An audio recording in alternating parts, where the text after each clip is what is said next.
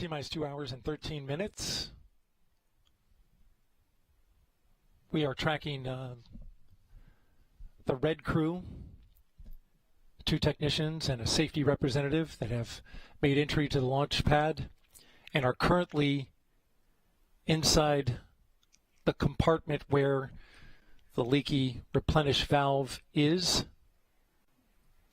Again, the red crew, which is a specially trained crew to work in and around a fully tanked rocket, is inside the compartment area where the leaky replenish valve is. It's on the liquid hydrogen side. Their job is to torque down the bolts, the packing nuts on this particular valve, and that is, as I understand it from the launch team, currently in work. The safety team is watching on cameras that are in and around the launch pad. This is not a totally uncommon operation. The red crew, there's a number of individuals who stand by ready to do work on the red crew, who are specifically trained in their areas of expertise when they have to put hands on at the launch pad after or during tanking.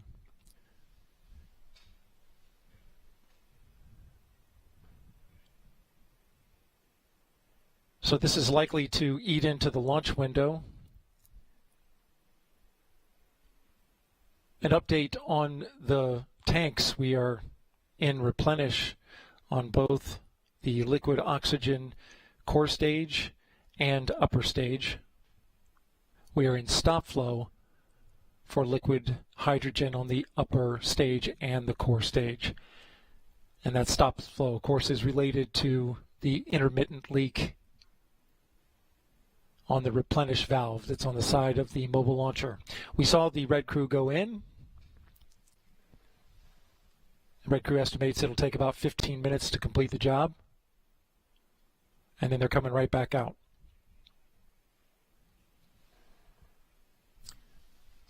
This is Artemis Launch Control.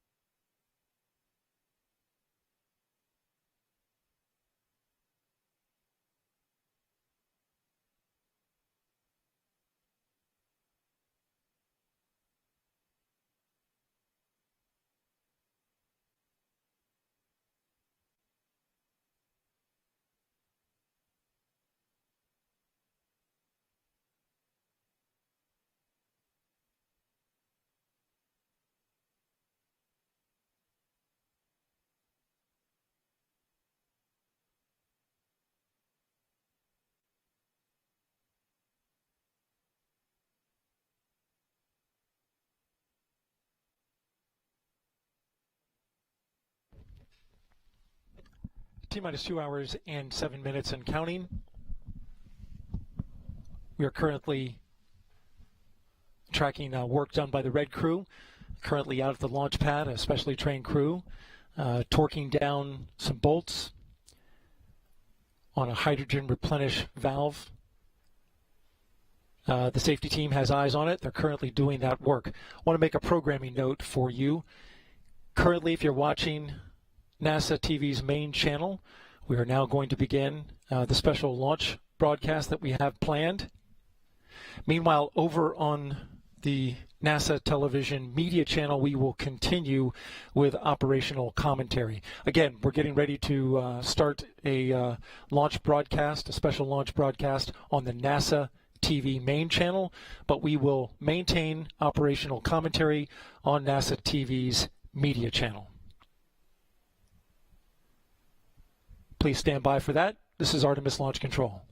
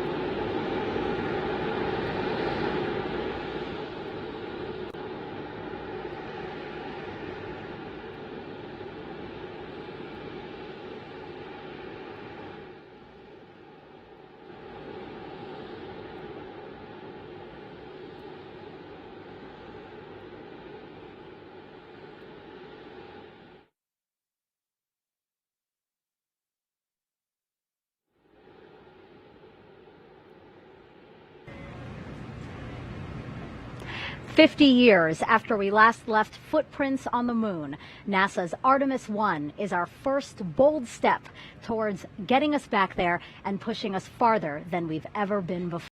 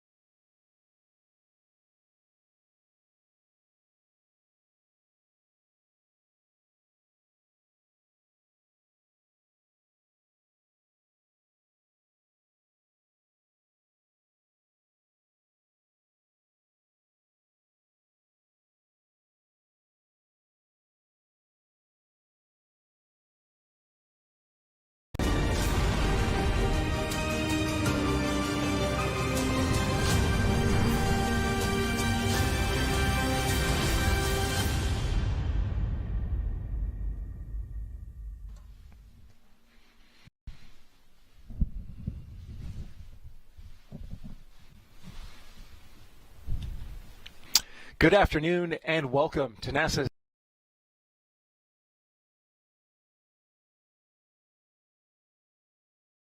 last year, and she lived and worked there for about 6 months. Today, I am thrilled to have her here with me to talk about this rocket behind us illuminating beautifully the night sky here in Florida.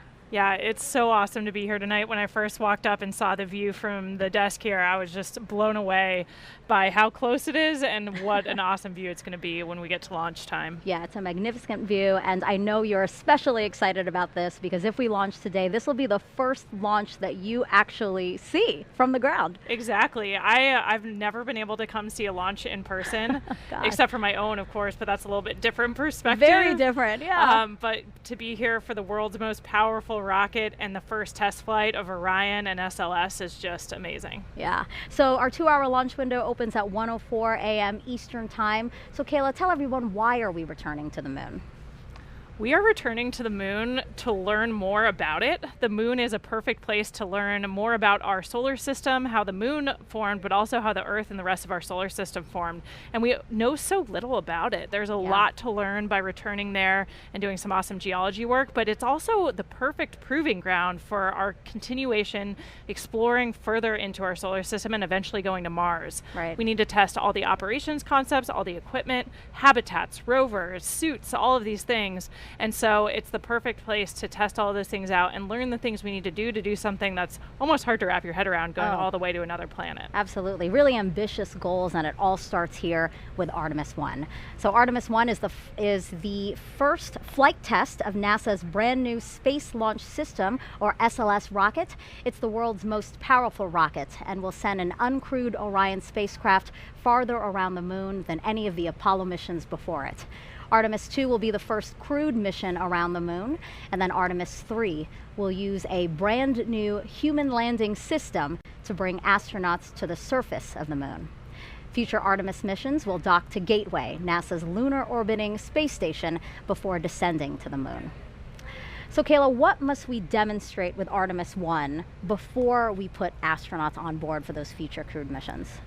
This is our first integrated test flight of the rocket, the Space Launch System rocket, and Orion, the capsule that crew will fly in on Artemis 2. And so it's really important for us to put all of those systems together and actually send them to do a mission, test all those systems in real time in concert together. We do a lot of testing before we get to this moment, before we get to launch day, but it's not integrated, and we're not actually putting the systems under all of the real world stresses they're going to see. Right. So we want to see the rocket perform, we want to see Orion make it around the moon, go super deep into space, and then come home and successfully re-enter. So the heat shield actually has to withstand the fastest and hottest re-entry we've ever seen in human spaceflight. So that's a big thing we want to see. The heat shield perform successfully, and then of course recover the vehicle, test all of that. So it's a lot, but it's the important first step before we put crew on the vehicle. Yeah, lots of eyes on this one for sure. So tanking of the rocket began at 4:30 this afternoon. NASA's Daryl Nail is inside with the launch team and has some information about an issue they're currently working. Right, Megan, the launch director gave the go for tanking shortly after 3 p.m. this afternoon, but as of right now, there is a red crew, as they are named, a specially trained team of individuals out at the pad making an unplanned change to a replenish valve on the liquid hydrogen side. There are 2 technicians and a safety representative that are right now working inside the mobile launcher. It's in an open air area that has a replenish valve that goes to the liquid hydrogen side of the core stage.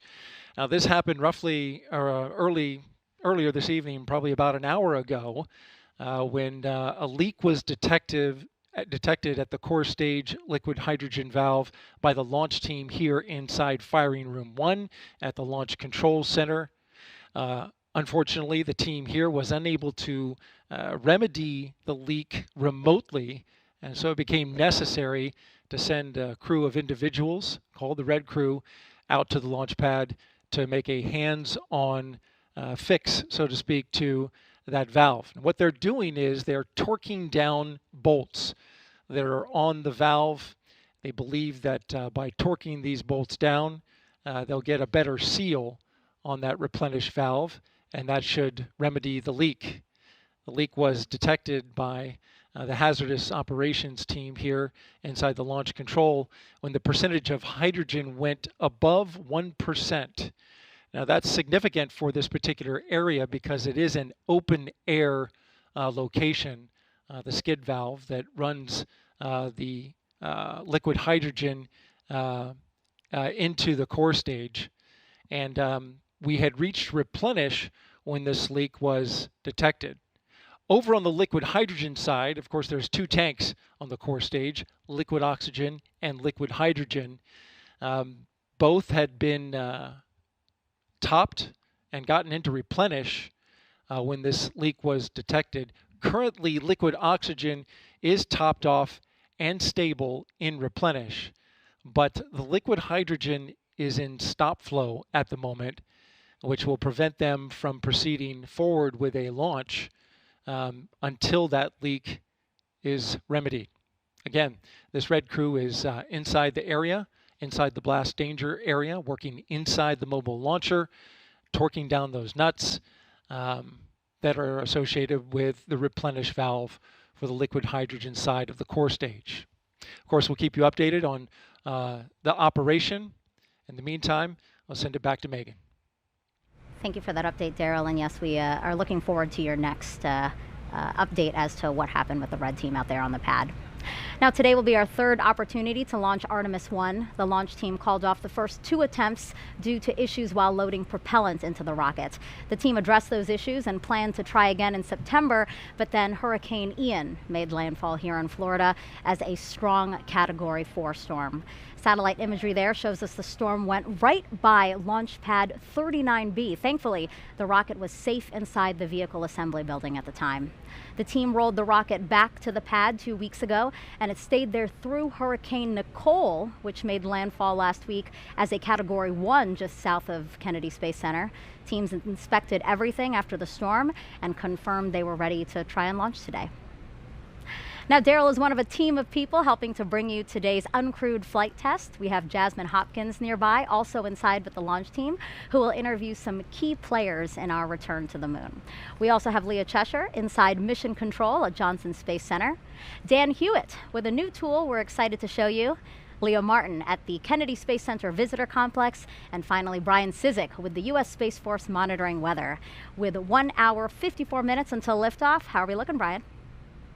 And you showed we certainly had some interesting weather here in East Central Florida over the last several months, but I'm happy to report we're not looking at any type of satellite imagery like the ones you just showed. Overall, weather is looking quite favorable as we head throughout the countdown and into the launch window. So here's what we're looking at right now, really just one area of concern. That's these upper level clouds that are moving in. So there's a cold front in the Gulf of Mexico right now. That's producing some showers in the Gulf, but those are not expected to get to us by the launch window. But the upper level winds are bringing in some cirrus clouds that are moving in. Now they're high enough and thin enough where they're really not going to be a concern. For it to be a thick cloud layers rule violation, they'd have to be a lot thicker and a little bit lower in the atmosphere in order to hold a charge. So that's what we're looking for in these lightning launch commit criteria, not just natural lightning, but rocket triggered lightning potential, as some of these clouds can hold a charge. A rocket can actually induce a lightning strike in an atmosphere that's not strong enough to produce a natural lightning strike. So that's really what we're watching. But right now, weather is go. These clouds, as I said, are high enough and thin enough where they're really not going to be much of concern. But we are going to be watching it. My colleagues Melody Lovin, Mark Berger, and the rest of the launch weather team will be watching this very closely as we head closer to T0. So let's take a look at the graphic. The latest briefing, 90% go. Really the only concern being the thick cloud layers rule and a very small concern for the cumulus cloud rule. But overall, the weather is looking favorable. As I said, right now, weather is go. Those clouds are high enough and thin enough where we do not expect them to be a concern. So I'm happy to report a very favorable launch forecast as we head closer to T0. Megan, back to you. Don't you just love hearing 90%? You know, that's wonderful, especially here in Florida. You know what I mean? Weather can really be tricky here in Florida. So 90% is perfect. Now, Florida Space Coast has been the primary launch site for NASA's crewed missions for the last 6 decades. First Apollo, then Shuttle, the Commercial Crew Program, which Kayla flew as a part of, and soon Artemis. Let's go now to NASA's Jasmine Hopkins. Thank you so much, Megan. We're here in the Launch Control Center amid all the excitement in Firing Room 2, and I'm so glad right now to be joined by our Kennedy Space Center Director, Janet Petro, and our Deputy Director as well, Kelvin Manning. Thank you both for being here. Thank you, Jasmine. Hi, Jasmine. We are so glad to have you. This team has overcome a lot to get to today. We are no stranger to storms on the Space Coast. We overcame Ian, and then Nicole. Janet, how did we embrace the challenge? That's my line, Jasmine. Yeah. I got to say, I couldn't be more proud of the team out here. Everything we did to get to this point, and then to have those 2 storms thrown at us at the last minute. Nicole, all the evacuations. As you know, one time we remained at the pad, and the other time we had to roll back to the VAB. But I got to tell you, across the workforce, whether it was our program people, across the agency, our institutional support organizations, they all came together and worked as a team. And so here we are tonight, looking forward to a great launch. Right, we're a very strong team, and we have been at this for years, for decades. We started off during the Apollo program, but now we've evolved into what we're calling a multi-user spaceport. Kelvin, what does that mean? So when we were getting ready to retire the space shuttle, a lot of people thought we were going out of business, literally shutting down. But our leadership team, we had a vision to create what we called a multi-user spaceport to become the world's premier government and commercial spaceport. And so that's happened over the last 10 or so years, probably a lot faster than we thought it would. But right, if you would say, you ask us, well, what's the future look like? I'll tell you, we're just getting started. Right, the future is very bright for us, and this is a really big day for NASA. I mean, Artemis launch, but an even bigger year for Kennedy Space Center, the Diamond Anniversary, our 60th anniversary. Janet, how have we commemorated that big milestone? Oh, we've had a whole bunch of celebrations all along this year. As you know, Kennedy became a center back in 1962. As you said, we've been celebrating all year long, and I can't think of a better way of culminating our Diamond Anniversary with a launch of the Artemis for the Artemis generation later this evening. Right, that is so exciting. And what does it mean for both of you to be leading the center at one of our busiest cadences we've ever seen? We've had over 40 launches this year alone. What has that been like? We're gonna get past 50 tonight, I think. But for me, I'm incredibly honored to be leading this team. It really is all about the team and the workforce. We have such a highly skilled, a highly dedicated, a highly motivated workforce. We have an incredible mission, and we all come together and embrace the challenge and make things happen. Right. Yeah, it is a privilege to work here, and it's not about us. Like Janet said, it's about the people. It really is. It's about this great team. Janet, Kelvin, thank you both so much for being here tonight. We really appreciate it. Thank you, Jasmine. Go Artemis. Yes, go Artemis. Go Artemis. Absolutely. Megan, back to you.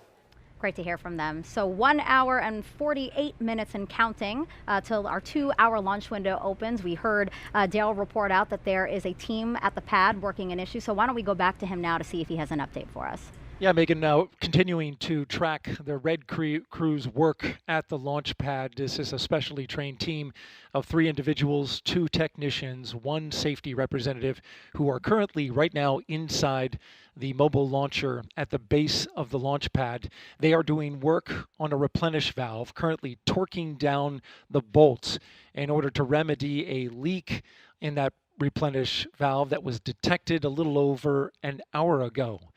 Now, this is significant because currently with a leak, they have had to go into what's called stop flow on the liquid hydrogen tank of the core stage. Normally, under replenish, they continue to flow liquid hydrogen into the tank as it boils off in order to maintain a level of around 100%, but that has been in stop flow, and so at this moment, we are slowly losing liquid hydrogen in the core stage hydrogen tank. The Red Crew went in and is currently working a little longer than expected on the issue.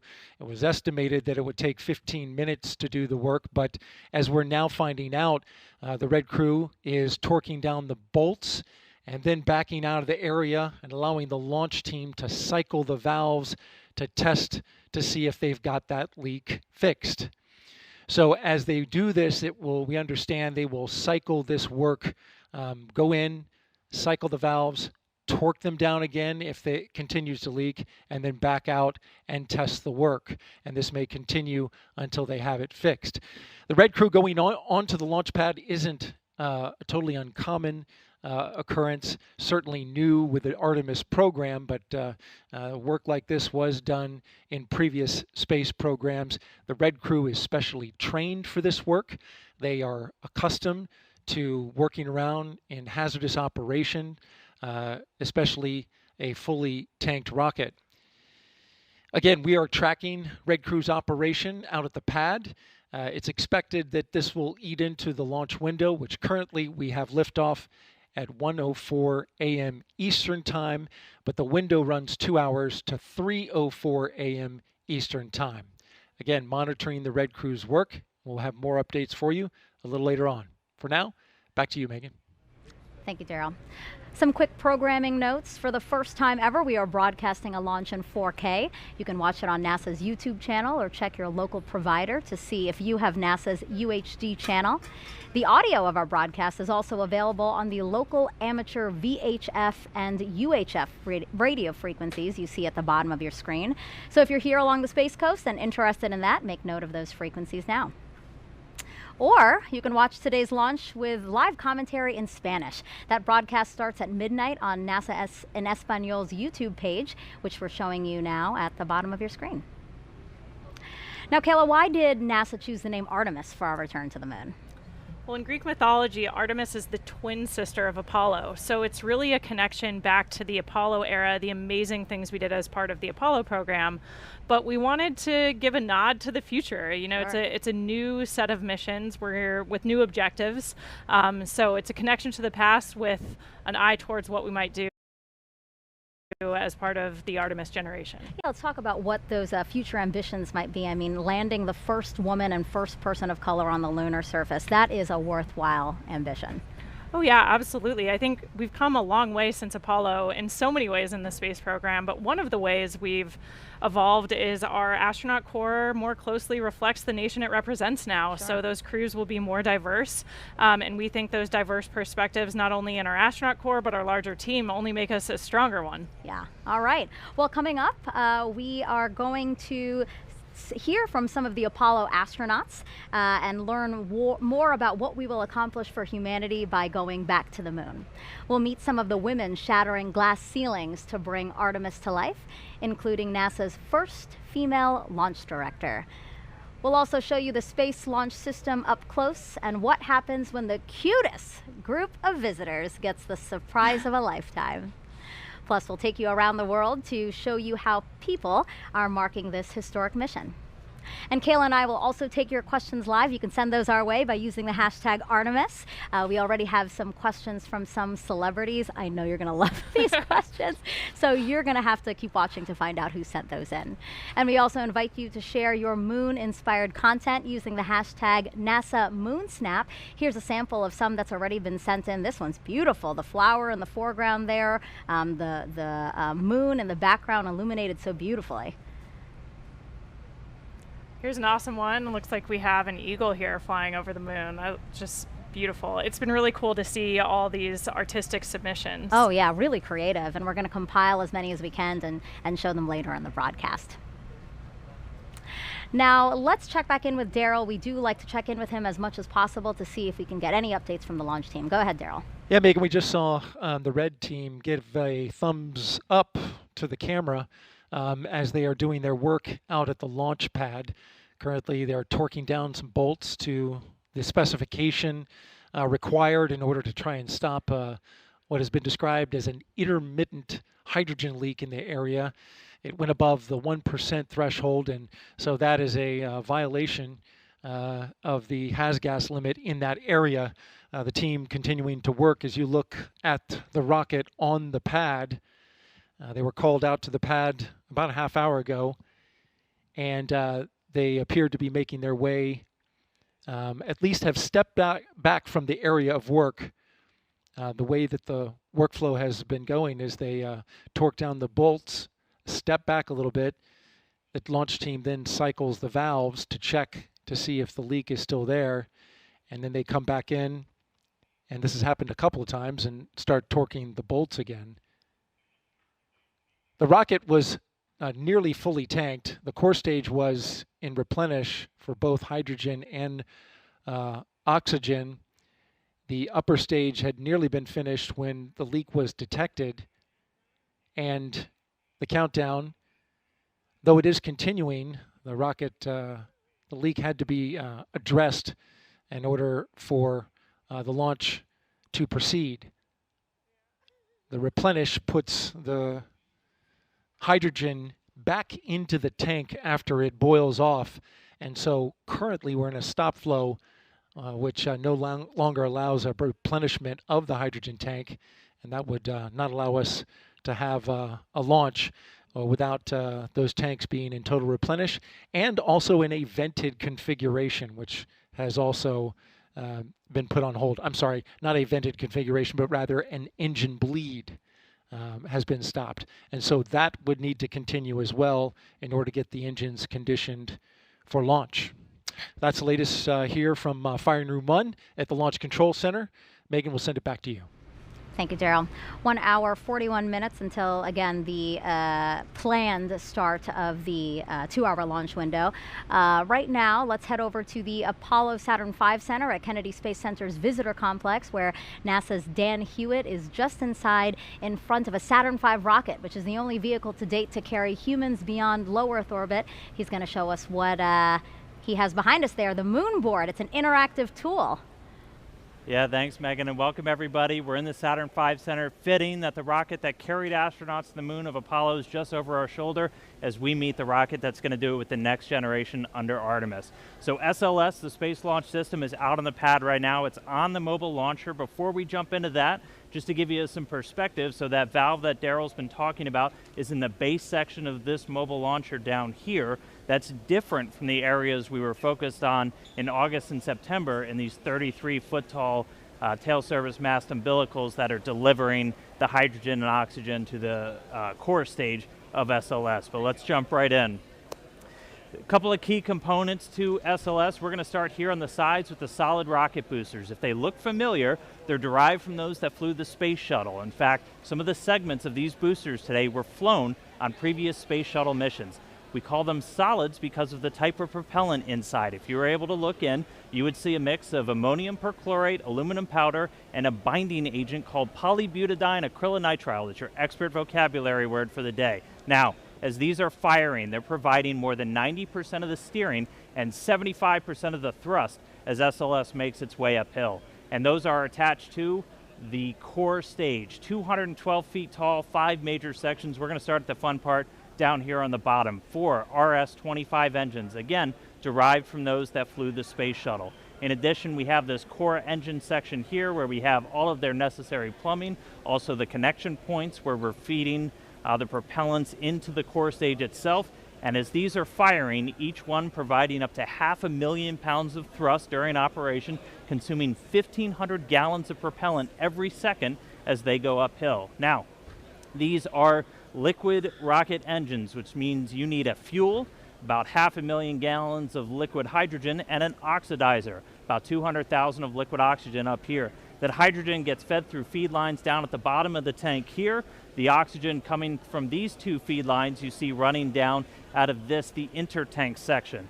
The intertank also has the upper attachment points for the solid rocket boosters. The bottom attaches down here at the engine block. Now, all the way up top, we have the forward skirt. It's where you have your core avionics, your brains for flying SLS, as well as connections to the mobile launcher and some antennas. And if we zoom in, why does it look all bumpy? We have a spray-on insulation on the core stage. These propellants are stored at cryogenic temperatures, hundreds of degrees below 0 Fahrenheit. And so we have to try and keep them as cold as possible. Now, underneath this upper skirt, we have the second stage, the Interim Cryogenic Propulsion Stage, or ICPS. This is a modified upper stage from the Delta IV family of rockets from United Launch Alliance. Single RL-10B-2 engine, also propelled by liquid hydrogen, liquid oxygen. This is used for our in-space propulsion maneuvers, critically that translunar injection, which is going to give us the energy to go beyond low Earth orbit and head out to the moon. Altogether, that's the Space Launch System. It's going to be making its first flight, hopefully today. It's going to be a heck of a show. Let's get back to the countdown. I'll send it over to you, Megan. Thanks, Dan. 1 hour, 37 minutes and counting until our 2-hour launch window opens tonight. The Space Launch System rocket and Orion spacecraft together, standing just taller than the Statue of Liberty at Launch Pad 39B. It's the culmination of years of development and thousands of tests. Here's a look at its path to the pad. The Space Launch System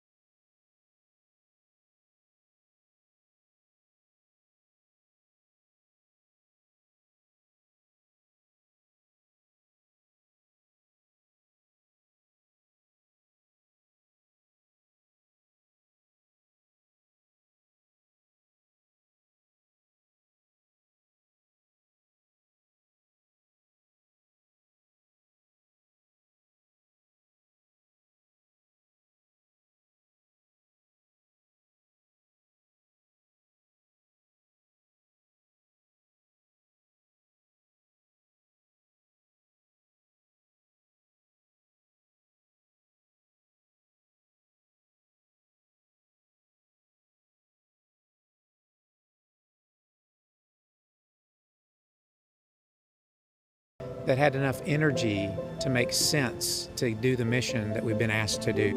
We're moving from low Earth orbit, like you see in the International Space Station today, to moving beyond that, to taking the next step in exploration. It's 322 feet tall. It's got 700,000 gallons of cryogenic propellant in the core stage alone. It can produce 8.8 million pounds of vacuum thrust. The Space Launch System is really a national rocket, a national asset too. We have worked with contractors as well as with our NASA experts, our science and engineering department, our safety and mission assurance team. To get the Space Launch System designed, developed, and produced, it has taken thousands of companies across the country. It comes together by train, it comes together by plane, it comes together by barges. So all of that culminates at the Kennedy Space Center for the launch of the first Artemis mission. Everybody has worked together to ensure that we have a safe and reliable rocket. At NASA, safety and testing is extremely important because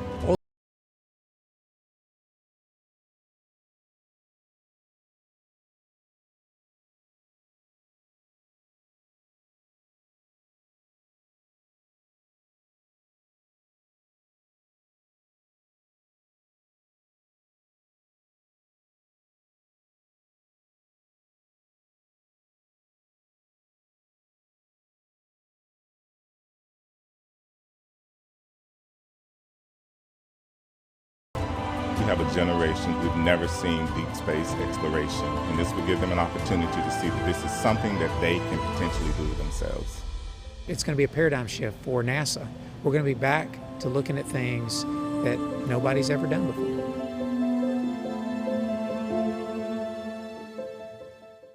A lot to look forward to, and it all begins with launch.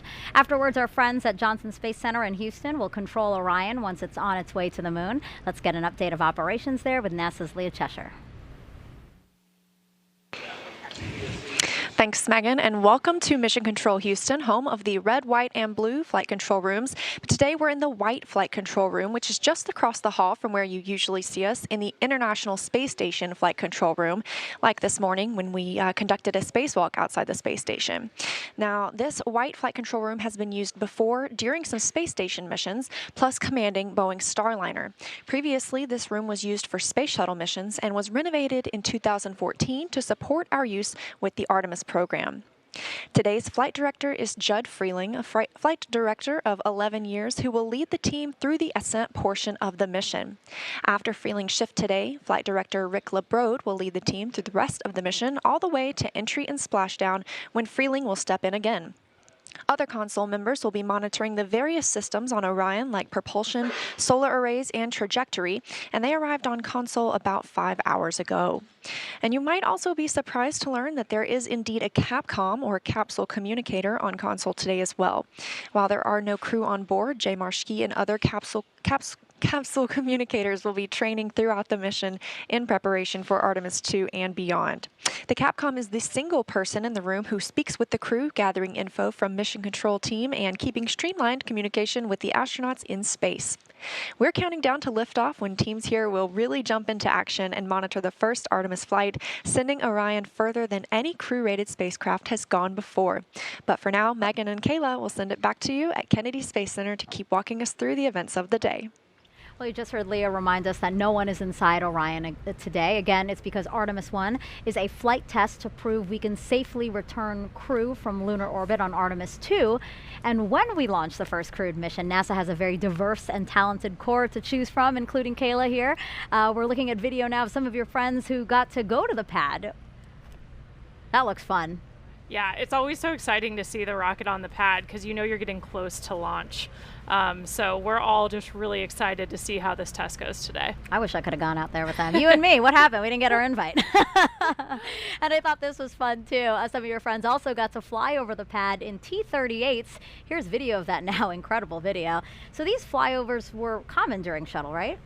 Yeah, and we still try to do them whenever we can. We actually use the T-38 jet as a training platform. It's a chance for us to practice making real-world decisions in a high-risk environment, practice working as a team, and a good analog for spaceflight. Okay. But we also like to fly by the pad when we can, when we have a rocket out there. It's a way of saluting and thanking the team for all the work it took to get to this moment. That's great. Yeah, a worthwhile thing to do because, yes, the team has worked so hard to get to this moment. And you spoke about training. Has training already started for Artemis 2 for you guys?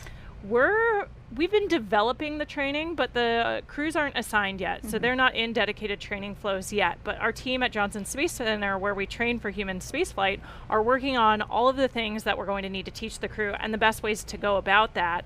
Once we get that crew assigned, they'll be straight into training right up until launch day. Awesome. Cool, cool, cool. All right, I can't wait to hear who gets assigned. And the absence of crew today doesn't mean Orion is empty. There are plenty of other interesting things flying on Artemis 1, including several technology demonstrations and science investigations we're going to show you throughout the broadcast. There are also some mementos like these seeds that we have right here, right, Kayla? Yeah, we have an example of the moon seeds that will be flying as part of this mission today. And the idea actually comes from an Apollo 14 astronaut, Stuart Roosa, who flew seeds with him to the moon, hundreds of them, and then brought them back to Earth. And then they were planted all over the country and the world, and they're called moon trees. And so we're kind of carrying on with that idea on Orion for this launch. Yeah, I love that. And the seeds that are flying on Artemis 1, it's going to come back and they're going to distribute it to a number of organizations through NASA's STEM program. So it's really a neat idea. And so these moon seeds are part of what's inside Artemis 1's official flight kit, along with more than 10,000 other mementos, like this Apollo 8 commemorative medal you see here, a nod to 1968 when humans first orbited the moon, and a bolt from Apollo 11, 1969, when humans first landed on the moon. Those items are on loan to us from the National Air and Space Museum, and once back on Earth, will be exhibited there, so you can check them out. There are also a variety of flags, pins, and patches like these Artemis 1 patches that will be distributed to people who contributed to this flight. Now, NASA spacecraft, both crewed and uncrewed, have carried mementos like these since the 1960s. Astronauts are also allowed their own personal flight kits. So I was wondering, what did you bring with you for your Crew 3 mission? I actually brought a couple of examples to show you. The moon seeds inspired me to share that I actually brought some vegetable seeds that's with awesome. me. So these are kind of fun. They're dragon themed. So I got dragon carrots and dragon beans since awesome. I went up on a SpaceX Crew Dragon vehicle. Sure. And then of course, I think the most important, meaningful thing to all of us is usually pictures of our family and friends. So have like a picture family. of me and my family at my sister's wedding. Friends backpacking in Alberta, Canada, and then my in-laws. Right side up. together on a family vacation. And I also brought some flags, some American flags, and then United States Navy flags, since I'm a naval officer. So things like that, I think it's just so human to want to bring stuff with you, right? Souvenirs, who doesn't love that? Yeah, absolutely. But I think for most of us, pictures of our family and friends, things that connect us back home, are the most important. Yeah, you know, 6 months might not sound like a long time for people, but it is, right? Wouldn't you say? And you're also so far, it's nice to have those tangible things that remind you of home. Absolutely. Yeah, really important for us. Cool, cool. Thank you for bringing those. It was really fun to look at. All right, 1 hour, 27 minutes and counting until launch. And we have our first questions from social media. So let's take a look at the clip here. Kayla, you're going to notice a familiar, handsome face. Hey there, I'm Chris Evans, and I play Buzz Lightyear in Pixar's Lightyear movie. I was wondering, when we fly future Artemis missions with astronauts, how many people can fly on board the Orion capsule at once? My nephew's probably asleep, but he's a big Buzz Lightyear fan, so he's probably going to enjoy watching that question tomorrow. But we can get 4 astronauts in the Orion space capsule. It's a little bit bigger than the Apollo capsule, about 30% more habitable volume. And so instead of supporting 3 crew for about 2 weeks, Orion can support 4 crew for about 21 days. Okay, good. Good first question. Let's take a second question now. Can a microbiologist be an astronaut? Absolutely, and we already have microbiologists who are astronauts, like my training classmate, Zena Cardman. So yeah, we hire people from all sorts of different backgrounds. All you have to do is have a STEM degree. Beyond that, you can come from any pathway. So some of us are military astronauts like me, either aviation or I'm a submariner, but we have a ton of people from different scientific and engineering communities, including microbiologists. Yeah, I love that it's so diverse, because I think diversity really adds to what you guys can do. Yeah, and those unique perspectives, I think, make us stronger as a team whenever we're tackling a new problem. Having people with different, not only academic backgrounds, but all of these scientists, a lot of them have different field experience. So like Zena worked in some really extreme environments in Antarctica, in caves, doing a lot of her research. So it's not that different than what we're hoping to do at the South Pole of the moon. So these perspectives are really important for us to form the best team that we can. Yeah, that's interesting. All right, I think we have time for one more question, so why don't we pull one up? What is the coolest part about Artemis to you? I mean, I think I can't even quite get my head around how it might feel for the crew to orbit the moon on Artemis 2 and see it up close. And then, of course, on Artemis 3 to actually land on the moon and conduct a moonwalk. It's just going to be incredible to have that view back of our home planet. And so just the thought of sending human beings back to the moon, it's just super exciting for all of us. I honestly didn't know how you're going to answer that, because there is so many things to look forward to pinpoint, you know, the thing that you're most excited about. I thought that was going to be a hard question, actually. All right, so great questions. Keep them coming using hashtag Artemis wherever you're watching this broadcast, and keep sending those moon-inspired content too. Again, that's hashtag NASA MoonSnap, and we're going to show some of them later in the broadcast. Okay, 1 hour, 24 minutes and counting until hopefully liftoff of Artemis 1, and it's time for another update with NASA's Daryl Nail, who's with the launch team as they were monitoring a leak. Yeah, that's right, Megan. We're inside the firing room number 1 here at the Launch Control Center at the Kennedy Space Center. And currently we have an update on that red crew, which went out to the pad to torque down some bolts on a leaky hydrogen replenish valve for the core stage. And that update is that the red crew has departed the blast danger area. They have completed their work. They got the go at 10 p.m. this evening, 10 p.m. Eastern Time, to go out and conduct work that took roughly an hour from the time they were given the go till the time they left the blast danger area. The technicians, 2 technicians and 1 safety representative, did the work out at the pad on the replenish valve. And now that they are on their way back, the team is now examining the work and whether or not that leak is still there. What we do know is, you may have heard me mention that this put the liquid hydrogen tank into stop flow, and as a result also stopped a required 90-minute engine bleed for the liquid hydrogen side. Teams have come to the conclusion that only a 45-minute bleed is required at this point. They can resume the bleed at the point that they left off, and it'll be enough to meet that requirement for launch. You're looking now at a graphic where we're tracking the core stage fill rate. We did this earlier this evening. Took about 4 hours and 20 minutes to fill the core stage. You can see on the left that the core stage liquid oxygen is at 100%. That's the same for the upper stage, and both are in stable replenish. As you can look to the right, though, you can see that we're at 97% for liquid hydrogen. The reason for that is because when we went into stop flow, that means that the replenish was no longer refilling the tank, and that liquid hydrogen was boiling off and draining some of the capacity out of that particular tank. So we've lost some liquid hydrogen. The plan is to resume, of course, the filling of liquid hydrogen, which goes into that into the liquid hydrogen tank on the core stage and then vents out on that flare stack that you see to the right, where excess hydrogen is burned off. That's the latest here from Firing Room 1. Megan, we'll send it back to you. Thank you, Daryl. All right, let's go back inside our Apollo Saturn V Center now with NASA's Dan Hewitt.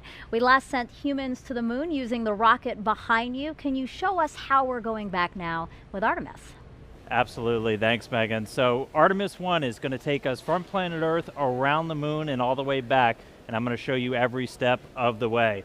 Like every great space mission, it starts with a launch. In this case, 4 RS-25 engines, 2 solid rocket boosters ignite, sending SLS and Orion into the sky.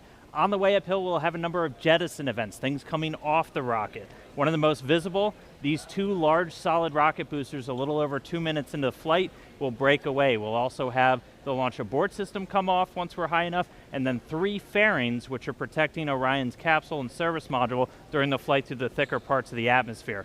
Now, after the core stage has consumed its propellants, we'll hear MECO, main engine cutoff. Those 4 engines will cut off, the core stage will drop away, handing over propulsion duties to this, the interim cryogenic propulsion stage. Its first job is a perigee raise maneuver. Perigee just means the lowest point of your orbit. This will give us a nice circular path for Orion around our planet. While it's there, we can really check the spacecraft out, make sure everything from electrical systems, guidance, navigation, and control, communications are all functioning before we commit it to heading to the moon. And we do that with this, the trans-lunar injection. This will be about an 18-minute firing on today's timeline, and this is done to give us enough energy to get out of low Earth orbit and make our way to the moon. Shortly after that, the ICPS will separate. It'll do a disposal burn, sending it around the moon and into an orbit around the sun. But from there on out, propulsion duties get handed over to the European service module. It's going to make a couple of outbound trajectory correction burns on the way out, critically testing that orbital maneuvering system engine, that large one on the very bottom that's going to be needed when we start making our maneuvers around the moon to get into what's known as distant retrograde orbit, or DRO. To do that, we're going to do the outbound powered flyby, dipping in about 70 or 80 miles off the lunar surface, really pushing with that large engine. That's going to slingshot us around. We're going to do a final orbit insertion maneuver, and then we will be in DRO, distant retrograde orbit, this dotted line right here. Distant, we're about 40,000 miles off the lunar surface, and retrograde, because the moon orbits the Earth in a counterclockwise fashion, we're going to be going clockwise, opposite retrograde. It's a very stable orbit, doesn't require a lot of energy to maintain your space there, really lets us put Orion through the paces, learn about using this spacecraft in deep space. But eventually it'll be time to come home. We'll fire up the engines once more, do a departure burn. This is what commits us from departing the moon and heading back home. We'll dip in close to the surface once more for the return powered flyby and execute correction burns on the return transit as we target a splashdown in the Pacific Ocean. Before that happens, the spacecraft separate. The European service module's job is done. It drops away to burn up, revealing the heat shield. This is goal number 1 for this flight, is testing that heat shield at lunar return velocities, because when we hit the upper atmosphere, we're going to be moving more than 20,000 miles an hour, heating that up to more than 5,000 degrees Fahrenheit. So really need to make sure that that can withstand that heat of reentry. After it makes it through, parachutes deploy, Orion splashes down in the Pacific, a Navy ship and other recovery assets are standing by to pick it up out of the water and bring it in to the first mission in the Artemis program. So that's all still going to unfold. It all starts with launch today though, so let's get back to the countdown. Over to you, Megan. Our return to the moon would not be possible without our partners across the country and the world. So joining us now is Frank Davina, head of ESA's European Astronaut Center. Good evening to you. Good evening. Well, so I want to ask you, talk to me about Airbus and how that company and ESA contributed to the Orion spacecraft. Well, Airbus is of course the lead manufacturer and integrator of the service module of our Orion capsule, and that will fly to the moon. So this is a very important part, of course, because without the service module, it's clear that we would not get to the moon or would not be able to return from it. So it's a very important partner for ESA, but there are industries across Europe, not only Airbus, but across Europe, that are contributing to the service module in Italy, in France, Belgium. Really, it's a really European project. Yeah. Frank, we've been close partners, NASA and the European Space Agency, for decades now, and partnering on things like the space station, scientific exploration, and of course commercial crew missions. Matthias Maurer, ESA astronaut extraordinaire, was on my crew, Crew 3. Can you tell us a little bit more about what makes these partnerships so important? Well, it's important, these partnerships, because we want to do sustainable exploration of the moon. We want to explore space on a sustainable way. And I think partnerships in that sense are essential. One nation alone, could they do it? The US maybe, yes. Europe certainly could not participate to a lunar program by themselves or could not do it by themselves. But I think if we do it as a partnership, we can go a lot further, we can do a lot more. We can leverage technologies, we can leverage talent in all these countries across the globe that can really push the partnership forward.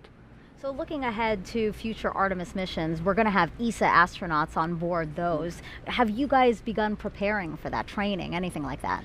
We have actually started preparing already for lunar missions, surface missions. We have a program called Pangea in ESA, which is basically, there are NASA astronauts participating in those trainings. Stephanie was just over with us just 1 week ago, doing field trips, and we are actually starting to prepare to see also which technologies do we need to use that we can at the best possible way do science on the moon, because of course we just do not go there to walk around or do two things. We want to do real science, we want to do discoveries, we want to live there for a sustainable way. So which technologies do we need?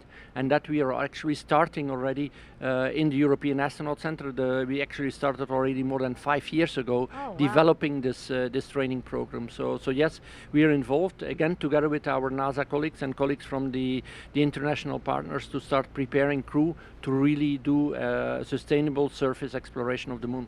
Yeah. And you guys are doing more than just crew, right? You guys are contributing to the Artemis programs in other ways? We are contributing to the Artemis program in many ways. Of course, the service module that we will see launching here hopefully today is the biggest part today. But we are looking into a lot of other capabilities. First of all, there is the gateway. That will be a real element to enable the sustainable exploration of the moon. We have the communication system on the gateway, we have the IHAP, the habitation module, we have Esprit, which is a refueling module, which is essential if you want to sustain the gateway there for a longer period of time. Of course, you need to be able to refuel the system. So these are essential elements, again, that ESA is providing. We're also providing small technology experiments, radiation, for example, will be very important.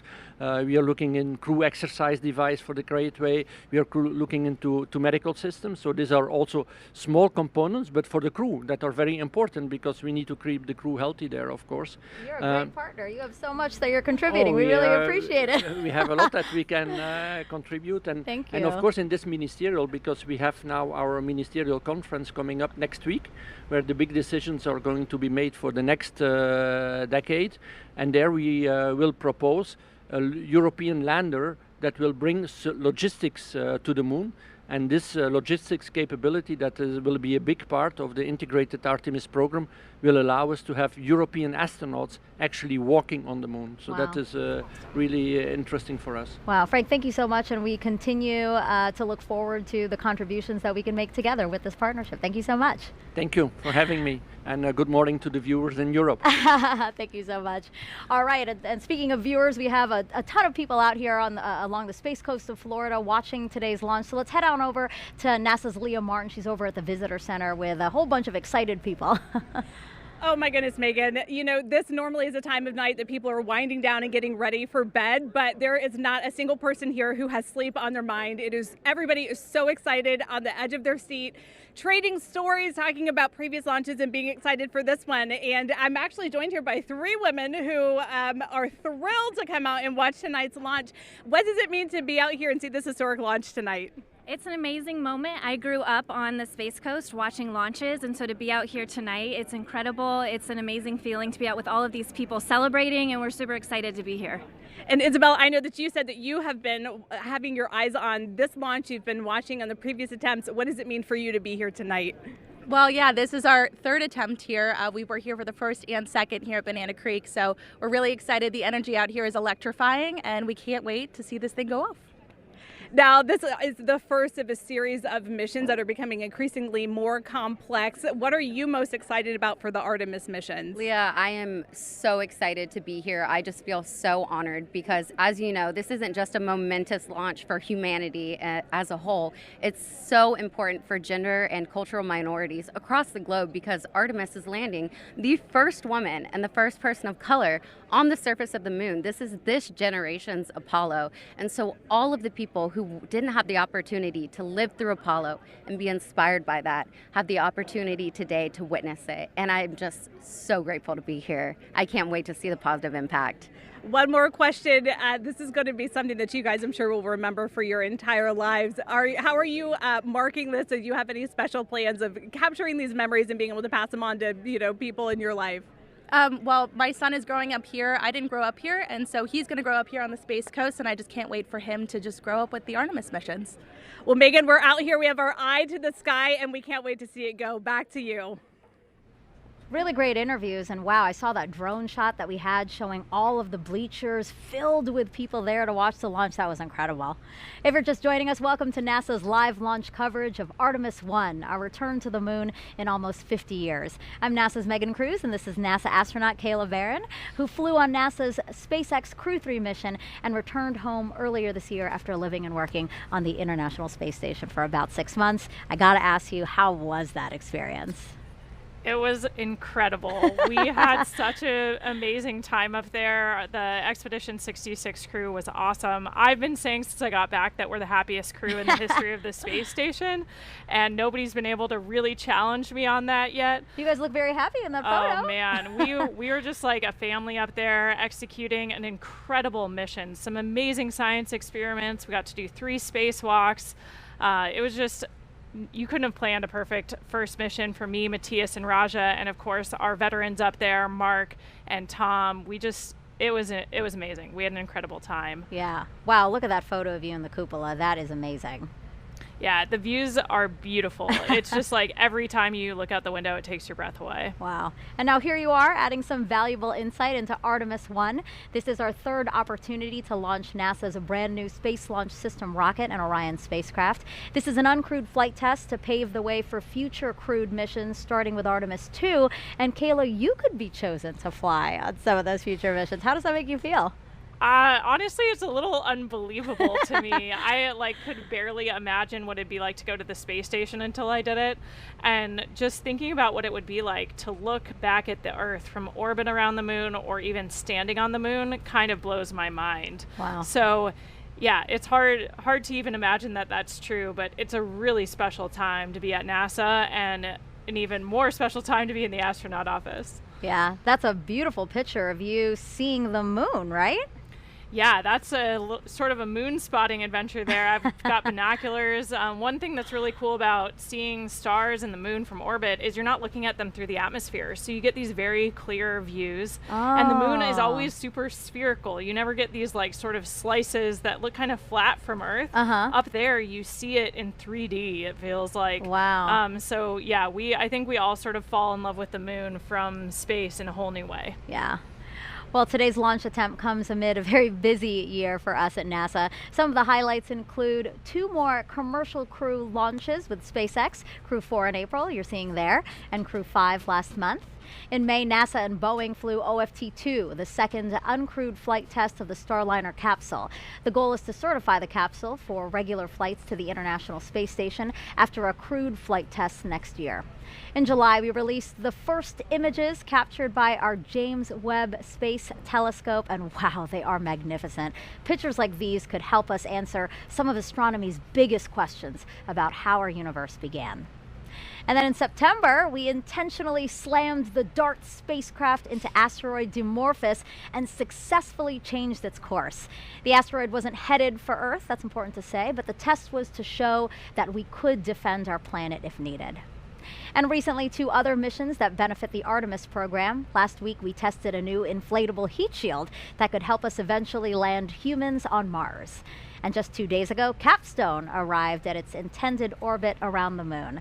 The small satellite launched from New Zealand in June and will now test the unique lunar orbit for a future space station there. You heard us talk about a gateway. Now, Kayla, what do you think about all that NASA is accomplishing? I mean, those are all just amazing examples of why it's such a cool time to be part of human spaceflight and the larger space program. We're learning so much, not only about our home planet, but our galaxy and the universe. Like those James Webb images just capture my imagination every time they release a new set. Yes. And so we have a lot going on and a lot to be excited about right now. I hope people are following along for it because it is truly great, and we want people to share along with that. So, all right, 1 hour, 6 minutes and counting from liftoff of Artemis 1. Let's head back to the Launch Control Center with Daryl Nail. Yeah, thanks, Megan. And so we get an update for you now. The Red Crew, of course, completed its work on torquing down the bolts for that replenish valve on the core stage hydrogen side. And now we are back in replenish for core stage hydrogen, which is good news.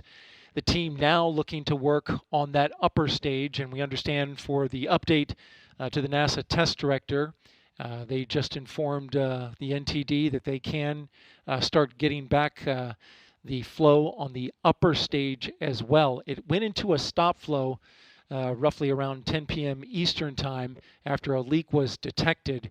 You can see the core stage status there. Liquid oxygen side is in stable replenish, both for the core stage and the upper stage of the rocket. Over on the right side, you can see we've lost some hydrogen since going into a stop flow that allowed some liquid hydrogen to boil off during about an hour or so while a Red Crew was sent out to the launch pad to make repairs.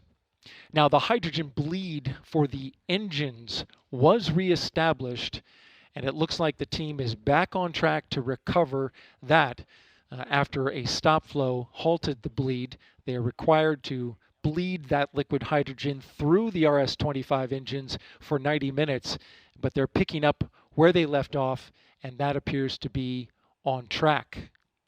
In the meantime, we've had an update from the range, and the range has informed the NASA test director that currently at the moment, if we were to launch now, they are no-go due to the loss of signal on a radar site. That's currently being worked right now. Again, the range advising the NASA test director that they are no-go. The range is not clear for launch until they remedy that issue on their radar site. And so we're also tracking that. In the meantime, we started this at 3:23 p.m. Eastern Time. Got the core stage tanked in about 4 hours and 23 minutes, and now looking to get everything back on track to try to make that launch window at 1:04 a.m. Eastern Time, which has a 2-hour window associated with it, all the way to 3 a.m. Eastern Time. That's the latest from the firing room. Megan, back to you. Thank you, Daryl. Now, there may not be astronauts aboard the Orion spacecraft for this flight test, but there are some passengers there with very important missions. Inside the Orion spacecraft, as we fly around the moon, we have some cool experiments going on to help us understand what the environment is like. Although there's no humans aboard Artemis 1, we do have a few special passengers aboard that will help us pave the way for future Artemis missions. So there's basically 3 occupants riding. You can kind of think about it like 3 astronauts. We have a moonican. We will also have 2 torsos that are learning about the moon and learning about the environment for our astronauts before they go. We have a mannequin on Artemis 1. We call him our moonican for short. That moonican is called Commander Moonican Campos. The name is actually in homage to Arturo Campos, who was an important person who helped bring the Apollo 13 capsule home.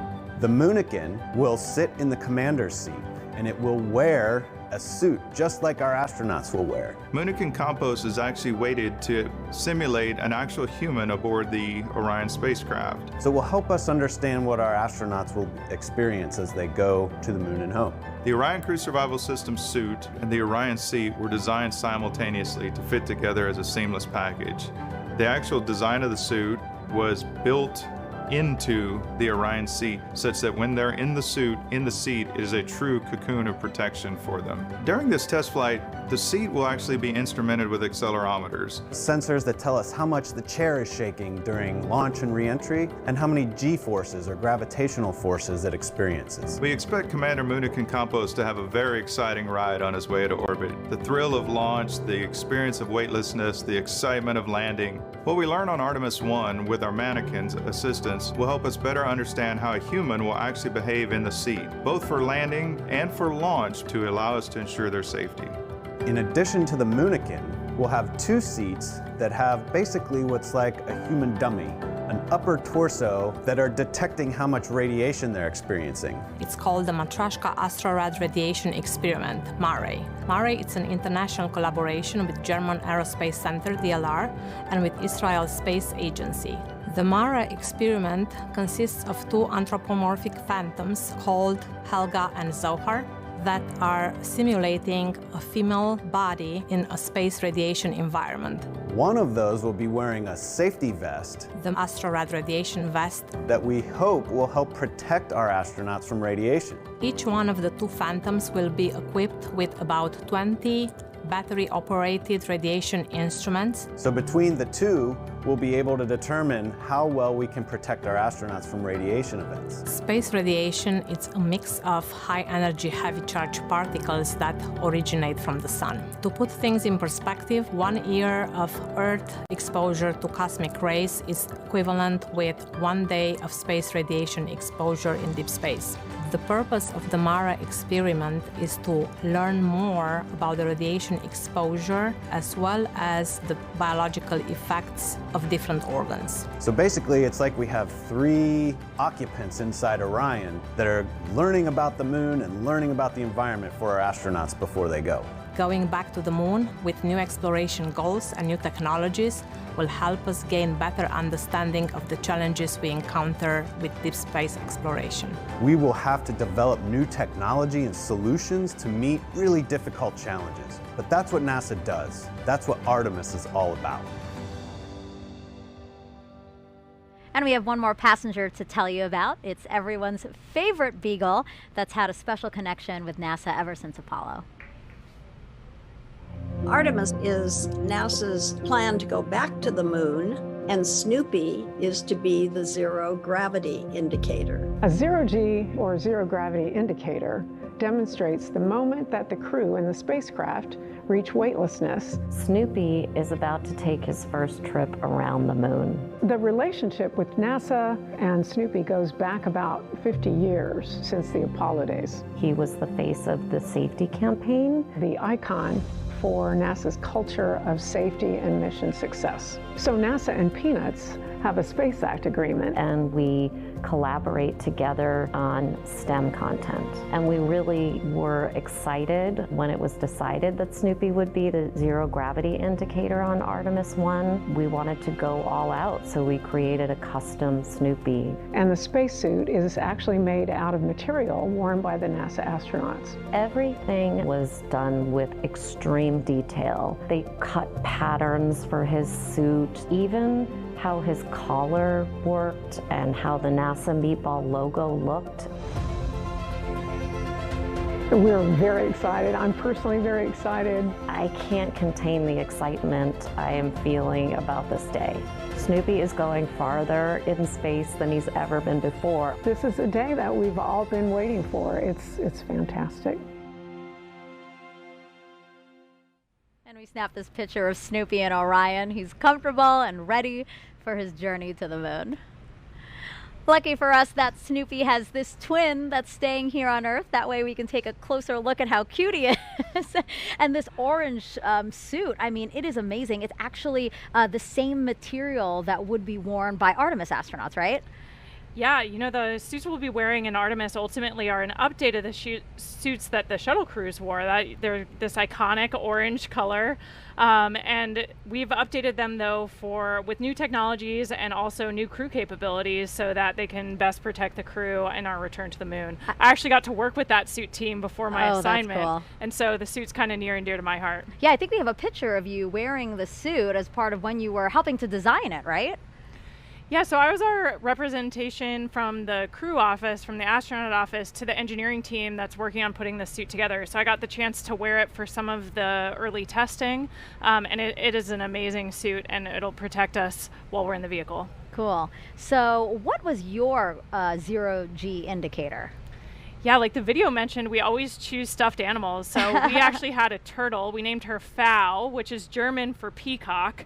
And we chose that because Raj and I are from the turtle training class, so we thought it would be fun to have a sea turtle as our zero-G indicator, but we wanted to have a nod to Matthias, who is a German astronaut, so that's why we gave her a German name, and Tom, who's from the peacock class. So she's peacock colored, and it kind of worked for everybody. I was about to ask, I was like, wait, why is it German for peacock, but it's a turtle? Yeah, exactly. Now I get it. It was, diplomacy, crew diplomacy. Now I get it. So we had turtle, we have Snoopy here. Why is it always toys? I think the tradition goes back to crews taking stuffed animals from their children and sometimes flying the stuffed animals of their kids. That still happens to this day when a crew selects a zero-G indicator, but they're convenient because they're nice and soft. So if you're going to allow something to bounce around in the capsule, you want to make sure that it won't hurt the crew or any of the equipment. And they're cute. I mean, yeah. Come on. Who doesn't want a mascot? Makes you smile, yeah. Absolutely. Well, NASA's workforce has changed over the last 50 years. For Artemis 1 today, women make up 30% of the launch team. But when we first stepped on the moon with Apollo 11 in 1969, take a look at this picture here. You see this woman highlighted near the center there? That's going to be Joanne Morgan, and she was the only woman in the firing room. She now has a special message for the Artemis generation. Hello, I'm Joanne Morgan, and I am so excited for Artemis 1. This flight test will bring new knowledge to people on Earth, and I'm thrilled to see such a diverse team at the LCC making it happen. Firing Room 1 is a different site today than when I was on console for Apollo 11. I was totally focused on doing my job and never thought about being the only woman in the room. Today, women at NASA are center directors and launch and flight directors and have substantial roles in engineering, science, and technical areas. This is so important for a new generation, the Artemis generation, to see how individuals are leaders and contributors to the mission, and for youth across America and the planet to see this as well. After 50 years, it is gratifying to see this change, and I can't wait to see what you all accomplish together. New century, new generation, new mission to the moon and beyond. Godspeed, Artemis team and Artemis 1. I think it's so great that we know she's following along and interested in this mission too. Yeah, it's so awesome to see the women who have come before us at NASA and paved the way for a much more diverse team to contribute to these amazing missions. Yeah, and speaking of women breaking the mold, before serving as a NASA astronaut, I know you were a naval officer and a member of the first class of women commissioned to the submarine community. How amazing is that? I mean, what would you say as you look at these pictures? What would you say to women, young girls who might be thinking, hey, I might want to join a predominantly male field? Yeah, you know, I was just really lucky to be in the right place at the right time. I was a senior at the Naval Academy when they announced that they were going to change the policy and allow us to serve aboard submarines. But even before that change happened, I knew that I was passionate about serving in that role and I was dreaming about it. So I think allowing yourself to really examine what your passions are and be brave enough to dream that you could actually do those things. I had awesome mentors who encouraged me along the way and told me never close a door on yourself. You know, you always want to put yourself in the roles you're most passionate about, especially if you're going to challenge yourself. Doing something you love that's hard is so much better than doing something that you're not as well suited to. So I was just lucky I had some awesome leaders in my life who encouraged me to be brave enough to dream so that when those opportunities presented themselves, I was ready to take them on. Yeah, no, that's great. Having mentors is always so important because, yes, sometimes you don't know what path to take, especially if you're blazing your own. So it's always so nice to have somebody to talk through some of that. Absolutely. 52 minutes until the opening of the 2-hour window for Artemis 1 today. Once it soars off the launch pad, our colleagues over in Houston will take over. Leah, how are things looking in mission control right now?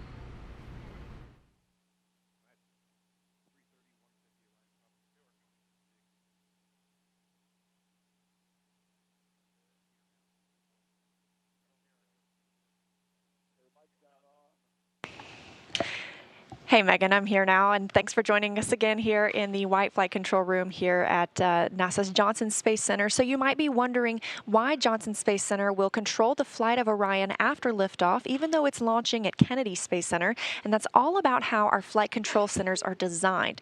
Launch control is at Kennedy, while mission control is in Houston, and we also have the SLS Engineering Support Center at NASA's Marshall Space Flight Center. Ever since the Gemini 4 mission in 1965, all flights have been commanded from Houston after launch, so we have the infrastructure and the experience here at Johnson Space Center to work through long-duration missions with, or in this case, without crew. Additionally, launches must be conducted over water rather than over populated areas, which makes Kennedy Space Center a prime location. Again, we're ready to jump into action once SLS takes flight, and this room will be staffed around the clock until Orion splashes down at the end of the mission.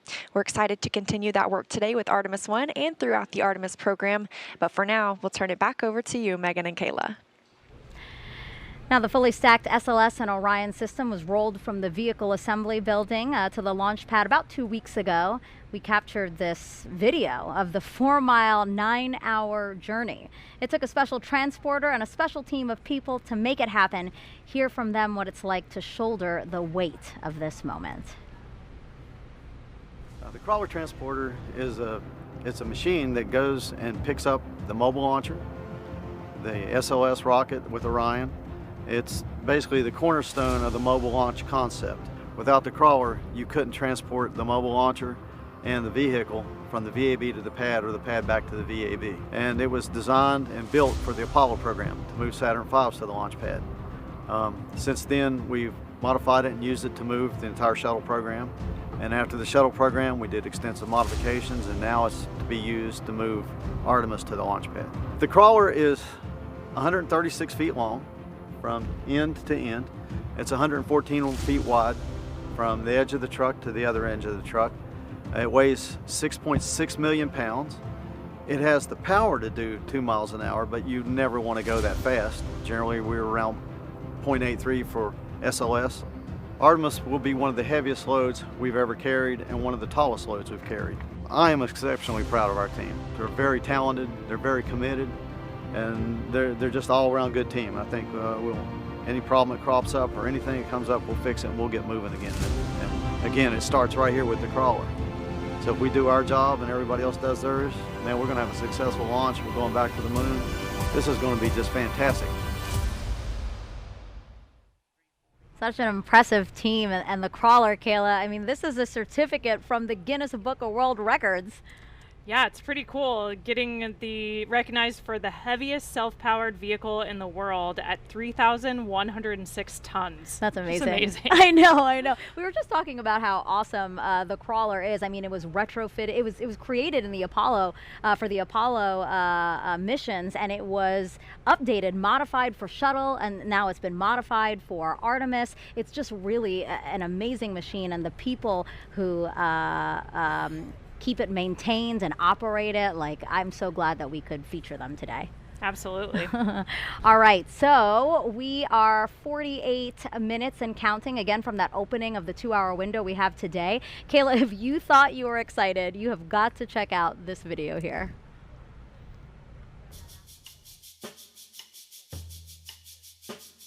This is really cool.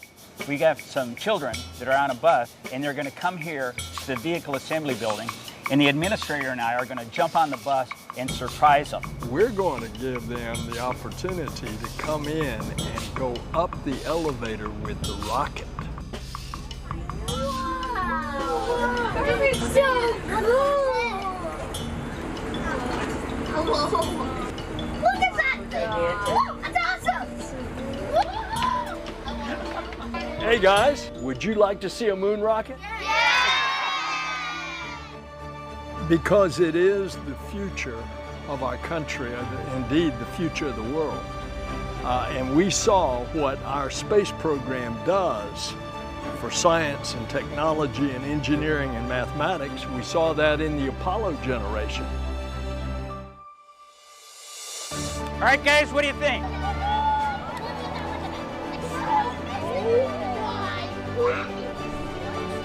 What I hope to achieve today is inspiring a new generation. I mean, the more people that we can get to see up close and personal this rocket, it's awe-inspiring. And I cannot wait till the launch. When America sees our rocket actually launch on a test flight to the moon, you know, it's just going to spark a whole new push for what we are doing. Best day of my whole life ever. It's going to be incredible. It was a dream come true. This rocket is definitely going to the moon. I think it's really amazing. And I was actually really excited because I've never seen a rocket like this close up. Now we have the Artemis generation. This is a new generation of us going back to the moon to learn and live, and then we're going to Mars. I told you they were so excited. They're so cute. Their faces, it was amazing. I think my face looked pretty similar the first time I walked into the VAB and looked up at that rocket. I mean, the building is huge, and standing at the base of the rocket just takes your breath away. The scale of it, you know, 322 feet, especially stacked on its end like that, is just amazing. So yeah. I almost relived my first time in the VAB through their eyes. And it was really cool. There was this opportunity where they got to just ask any questions they wanted. I was there, so they were asking me questions. They were asking the administrator, Bob Cabana as well, and they just hands shot up. They just had questions, and then sometimes I didn't really know the answer, and they're like, well, it's this, and I was like, oh my God, they know so much, and they're so interested in it. I mean, again, this is why we're doing this. This is part of the inspiring the next generation. Absolutely. Whenever I get a chance to interact with kids, kind of any age, all the way from elementary school up through college, the human spaceflight program, and Artemis in particular, I think really captures people's imagination and gets them interested in everything it takes to do something so daring and so complicated. Yeah. And actually, before we move on, an interesting note about the opening music in that video, it's an original composition called The Artemis Generation, performed by the Cooper Middle School Band percussion section of McLean, Virginia. And to continue to inspire the Artemis generation, NASA invited students to take part in a national essay contest, challenging them to imagine what it'd be like to lead a week-long mission to the moon's South Pole. Here's the first winner now. I gazed out of our moon pod window just before it was time to exit. My crew of 3 and I had been working for years to get here. Our crew consisted of a botanist, an engineer, a doctor, and me, an astrobiologist. We'd been picked because of how well we got along together, with our complementary STEM backgrounds and our naturally upbeat personalities. Houston, this is Artemis Crew 1, initiating airlock sequence, I said over my microphone. I looked at my crewmates, and as I stepped over the pod, I felt so gratified, becoming the first woman on the moon.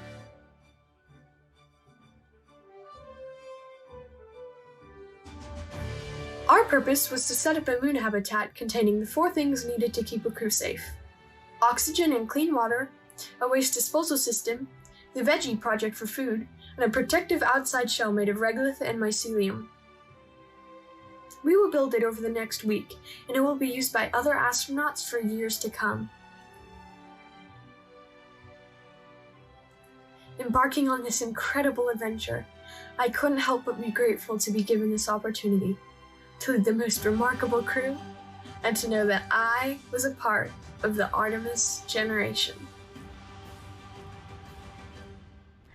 So that was beautifully written by Taya Sauer of Laguna, California, and she was one of 3 essay winners. The 2 others were Austin Pritz of Walcott, Indiana, and Amanda Gutierrez of Lincoln, Nebraska. If you want to check out their essays, you can scan the QR code you see on the screen. The 3 of them beat out nearly 14,000 students who submitted essays, so you definitely want to check out the other 2, again, by scanning this QR code. So right now you're looking live at right outside of Kennedy Space Center's visitor complex. We have plenty of bleachers set out to accommodate, as you can see, a lot of guests that are hoping to see the launch today. So why don't we go in there and check back in with NASA's Leo Martin. Hi, Megan. Yeah, this place is filling up. You can feel the excitement, people chattering, people sharing stories, people talking. And, you know, we just heard about those Artemis Moonpod essay winners who are part of the Artemis generation. Also joining me tonight from the Artemis generation, we have 2 students who were actually able to come down and visit at Kennedy Space Center to watch this launch live tonight. I'm joined here by Denham and Allison. How does it feel to be here tonight? Really, when I first found out, I was really nervous. I didn't really know what to expect. Like, we really just looked at each other and we kind of screamed. Yeah. Just out of excitement? Yeah. How did you feel? Honestly, it was like amazing. It was surreal. Like that we have this opportunity out of so many people who applied for this. It was like outstanding. And you guys actually got to take a tour of Kennedy Space Center a little bit earlier this week. What was something that you got to see that was just really outstanding? I think it was the shuttle experience, like how it is when the rocket ship goes on up with people in it. It was honestly really fun doing it and learning like how they feel at the moment. And Denham, what do you think it will be like to watch the world's most powerful rocket launch tonight from just across the river? Well, really, I don't really know what to expect because I've never really done this before, but I feel like it would really be outstanding. I might shed a little tear, but I don't really know. Like, I'm really excited to be here, and it's amazing. Like, it is amazing, and I don't think you're going to be the only one shedding tears tonight. Megan, we're super excited, eyes on Artemis, and we're ready to see the launch. Thanks so much, guys. Now, Kayla, are you ready for more questions from social media? We're getting them in. Always. All right, let's take a look at the screen now. We have another celebrity question. Hey, I'm Keke Palmer, and I play Izzy Hawthorne in Pixar's Lightyear, and I can't wait to see Artemis 1 launch today. How will going back to the moon pave the way to Mars? Thank you, Keke. Yeah, what an awesome question for tonight. I mean, the return to the moon is going to give us a chance to test all of the capabilities we need to operate on Mars. Mars is really far from home. It's going to take us 6 months just to get there, and that's with ideal planetary alignment and expected advances in propulsion technology. Then we'll spend about a year plus on the surface before it's 6 months home. And so the moon is a lot closer. We can get there in 3 days. The communications delay is a lot shorter, and so we can really test our operational concepts a lot closer to home. The moon's super far away. It's 250,000 miles, but that's way closer than Mars. So it's going to give us a chance to test all of our technologies so that we know what we need to develop in order to take that next step. Yeah, we call it the next giant step for a reason. Mars is very, very far, like you said. All right, let's take another question from social media. Kayla, what inspired you to be an astronaut? You know, my journey was a little bit different than some of my colleagues. I didn't grow up specifically dreaming of becoming an astronaut. I don't know what the barrier was there. I was aware of and inspired by the space program, but I never allowed myself to dream of becoming an astronaut until I had served on a submarine, actually. I think that operational experience that's so similar to what we do in the space program, if you think about it, we're sending humans to live, work, and do something of importance in a place where people aren't supposed to be, the depths of the ocean or the vacuum of space. And so I think those experiences gave me the confidence to even dream that I could become an astronaut, and then inspired me to apply in the first place. And that doesn't deter you, again, like being in a place where, yeah, we're not supposed to be, a confined space at that.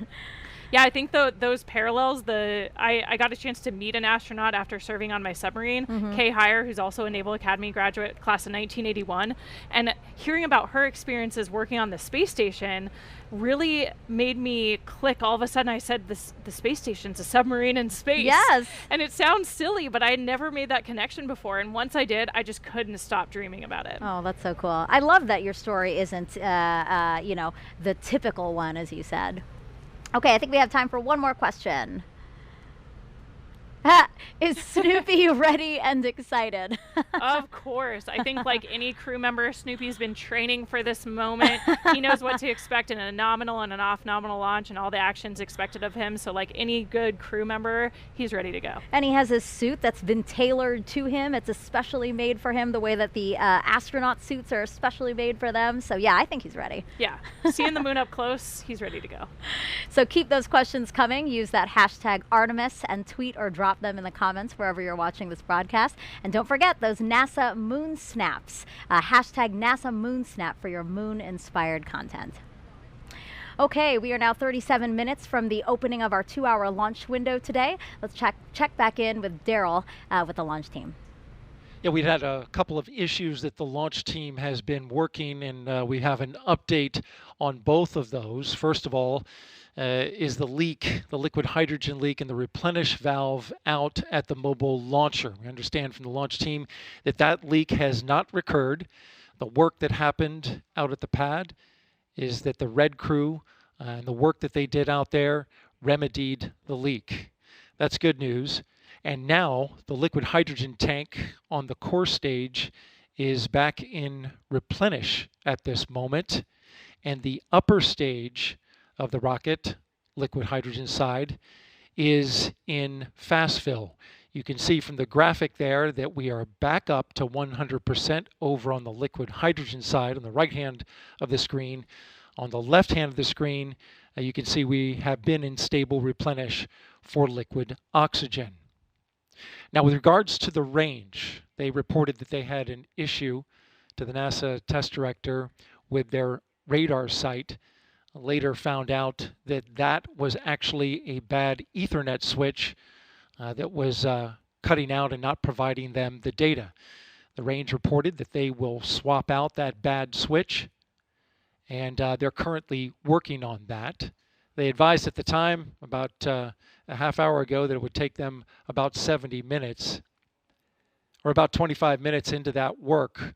They did just recently update the NASA test director to say that it's going to take them a little bit longer because they're going to need to re-verify this Ethernet equipment once they have it installed. Again, that work is ongoing, but at the moment, if we were launching right now, the range is no-go as a result of that bad Ethernet switch. The Dolly-Loo file, which helps steer the Space Launch System through the upper atmosphere, has been uploaded to the rocket, and so we're good to go there in terms of other configurations that are ongoing. But we are continuing to monitor communications of the launch team about holding to the top of the window, currently slated for 1:04 a.m. Eastern Time. But we do have 2 hours, and we have yet to see whether or not the launch team is going to be able to make enough adjustments in order to hit the top of that window. No slip yet, but we're monitoring their work, and we'll give you an update when we have it. Back to you, Megan. Thank you, Daryl. Really great news about that leak. Kayla and I actually said, wow, that's really great news. So we'll wait on your next update. Let's go back live now to Kennedy Space Center's visitor complex, where we have NASA's Dan Hewitt inside there with our new moon board. Dan, let's focus in on Orion now. It has 3 main elements, right? That's right, Megan. And Orion is the spacecraft that's going to be carrying our Artemis astronauts off of planet Earth and then returning them home. As you said, 3 major components, so we'll jump in here at the top with the first one, the launch abort system. This is a critical safety feature on Orion, designed to pull the capsule away from the SLS stack in the event of an emergency on the pad or the way uphill. And it does that using 3 solid rocket motors. The first one, the abort motor, can fire within milliseconds of automatically detecting an issue, pulling the capsule away to a safe distance. After that, the attitude adjustment motor. This one will fire. We can cancel out any rates, put us into a nice stable glide before we get ready to fire the jettison motor. This is the one that will actually take the launch abort system off of Orion, allowing it to then deploy parachutes and parachute down to safety. I will note the jettison motor, the only one that fires no matter what on a normal mission. It's going to fire once we're high enough in the atmosphere. And for Artemis 1, that is the only motor on this that is active. The attitude and abort motors are inert for Artemis 1. And that's all focused on protecting this, the Orion crew module. This is where you have your astronauts physically inside. In the capsule, you have everything you need to keep a crew safe, happy, healthy, thriving in deep space. You have a pressurized environment, seats, crew displays, toilet, everything that you need. On the outside, couple of critical features. On the bottom, the heat shield. Remember, this is goal number 1 for this mission, is testing that heat shield. It's an ablative structure made to survive that fiery re-entry at the end of a mission. Along the outside, you see these small gray circles. Those are reaction control system thrusters. Orion can use that at the very end to control the yaw, pitch, and roll as it's hurtling through the atmosphere. We have windows. You need windows to look outside. 2 on the front, 2 on the sides, 1 in the side hatch, 1 up top, in the very top docking hatch. Those are different layers of glass and acrylics for pressure and thermal control. We have a docking system, an uprighting system, parachutes, all for the very end of the mission. Third and final piece, down here at the bottom, the European service module. This has all of the propulsion assets for after SLS has done its job. Starting on the bottom, the large orbital maneuvering system engine. This is the one that's providing the most thrust for all of those key maneuvers around the moon. 8 auxiliary thrusters also around the aft to the bottom part of the service module to provide some additional push as well. And then 24 of these smaller reaction control system thrusters. They can be used for attitude control, which way you're pointing, as well as small translational maneuvers moving side to side. We flip the vehicle up, we see 4 solar arrays, each one 24 feet in length, altogether generating 11 kilowatts of electrical power for Orion systems. Inside the service module, you have tanks for things like the thermal control system, potable water when we have a crew on board, and also pressurized oxygen and nitrogen for an atmosphere, which gets fed through this umbilical here to the crew module along with electrical lines. That's also what's going to separate us at the very end of the mission. So that's Orion. It's going to be making its first flight around the moon on Artemis 1. Can't wait to see it, taking those selfies around our lunar neighbor. Send it back over to you, Megan. Thanks, Dan. That last component Dan talked about, the European service module provided by the European Space Agency. Let's go to Jasmine for that.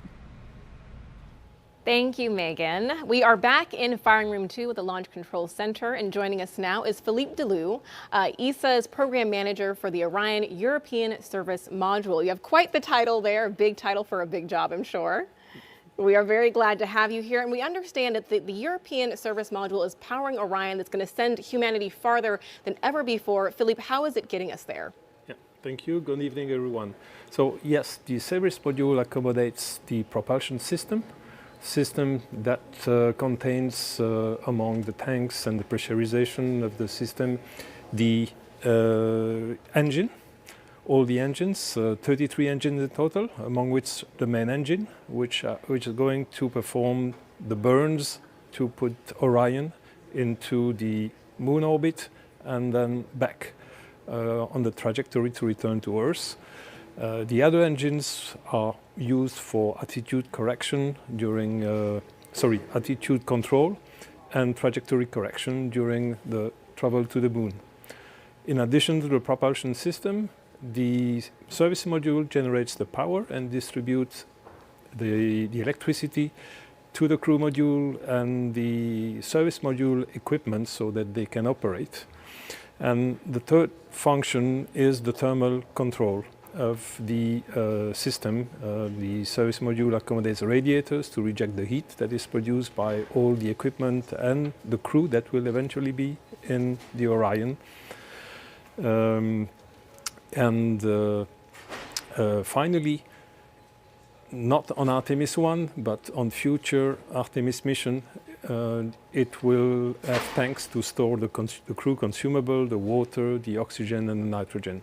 Right. So we understand, too, that you are monitoring launch here in Firing Room 2 with us. And you also have a team. We're going to bring up a picture of that team right now, or a live look inside ESA's control room in the Netherlands. So can you tell us, what is your team working on today? Yes. Well, the ESA team is not only back in the Netherlands, it's one aspect, but we have also a significant team in the control room in Johnson, in the Mer control room. And their role is to monitor the telemetry from the service module to make sure that all parameters are within their nominal behavior, that the operations are performed also nominally, and for sure identify if something goes wrong, if something goes not nominal. And if something non-nominal is identified, then they will have the role to support the NASA team to troubleshoot the anomaly and prepare the recommendation to be brought to the mission management team for a decision on how to operate the vehicle forward. Great. We're really glad to hear that your teams are monitoring here, Johnson in the Netherlands as well. And this has been a huge collaboration. There were 10 countries that contributed to the European service module. Can you tell me about that teamwork? Indeed, it was a real teamwork of about 60 companies across 10 European countries. Well, together with the prime contractor, we have selected the finest companies available in Europe to build a state-of-the-art equipment which is needed to go back to the moon with humans. Right, we're going back to the moon and farther even beyond. Thank you so much, Philippe. I really appreciate you being here tonight. You're welcome. Thank you very much. Of course, of course. Megan, back to you. Now it's time to check back in with Mission Control in Houston. Leah, how are things over there? Things are good over here at Johnson Space Center, which is just one part of an agency-wide effort with many NASA programs doing their part to make future missions a reality. When the first woman and first person of color travel to the moon, they'll be wearing a state-of-the-art launch and entry spacesuit called the Orion Crew Survival System. When they set foot on the moon, they'll be in another all-new next-gen suit, both being developed at the Johnson Space Center and through partnerships with commercial providers. During those spacewalks, astronauts will collect samples for further study of the moon. The Astromaterials Research and Exploration Science Division at JSC is preparing to receive rocks, soil, and ice collected from the moon's south pole, which has a unique crater impact history and ice deposits that have never been sampled. And leading the effort to advance capabilities for science, exploration, and commercial development of the moon is the Commercial Lunar Payload Services Initiative, or CLPS. More than a dozen American companies are developing science investigations and tech demos. Additionally, we need a sustainable presence, a specific station in orbit to facilitate continuous lunar access and serve as a home base or a jumping off point for new deep space exploration missions. This is where Gateway comes in. It's a multi-purpose lunar space station being developed by a worldwide effort led out of JSC. NASA is again teaming up with international and commercial partners to create this essential component. Artemis and Gateway will enable NASA's Human Research Program to better understand how the human body adapts beyond low Earth orbit, ensuring future astronauts traveling to the moon and Mars have the tools to keep healthy and thrive in new environments. And with that, we're going to turn it back over to Megan and Kayla at Kennedy. Thank you so much. So Artemis will also facilitate new discoveries about the moon. So to tell us what we're hoping to learn, we have Sarah Noble here. She's the Artemis Lunar Science Lead. Great to have you here. Thanks. So tell us about what we know about the moon. Yeah, so we learned a ton about the moon during Apollo, right, from the samples and the data that we collected. In fact, we're still learning from those samples and data even today, 50 years later. But then since Apollo, you know, we've actually been studying the moon mostly from above, learning about getting more of a global perspective on the moon that we really didn't have during Apollo. And so that's allowed us to ask a lot better questions and to understand where to go to find the answers to them. Now that we're headed back to the moon, sending human beings as part of the Artemis program, what are we hoping to learn that's new? Yeah, so we're going to an entirely different part of the moon for Artemis, right? During Apollo, we kind of landed almost in the same place, like 6 times, right? In the sort of central near side of the moon. But for Artemis, we're going to go explore a new part of the moon. We're going to go to the South Pole, which is some of the oldest rocks on the moon. It's the part of the original crust of the moon. And there's places there that are permanently shadowed, where we think that water and other molecules sort of get trapped, and we really want to understand what those are, and so that we can use them for both science and for as a resource.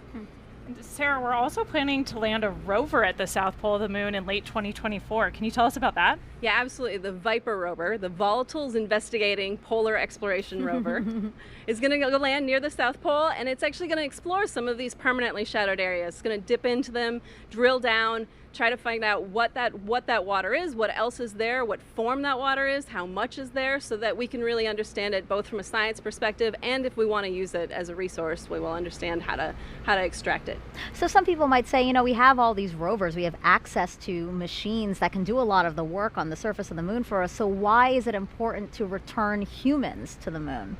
Yeah, it's not an either-or proposition, right? There are some things that robots are better at and some things that humans are better at. And it turns out that humans are much better field geologists. We're really much more efficient and better at that. Plus, we can do better. We can deploy more complicated instruments, and we can use tools in ways that it's very difficult for robots to do, so we can collect better samples.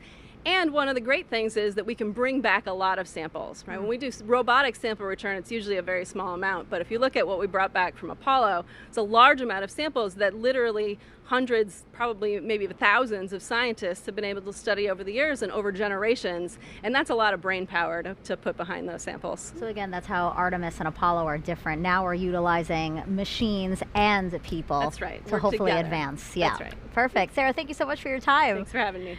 So in honor of our destination, the moon, we asked you all to create moon-inspired content and share them with us using the hashtag NASA MoonSnap. We got so many wonderful submissions, so why don't we check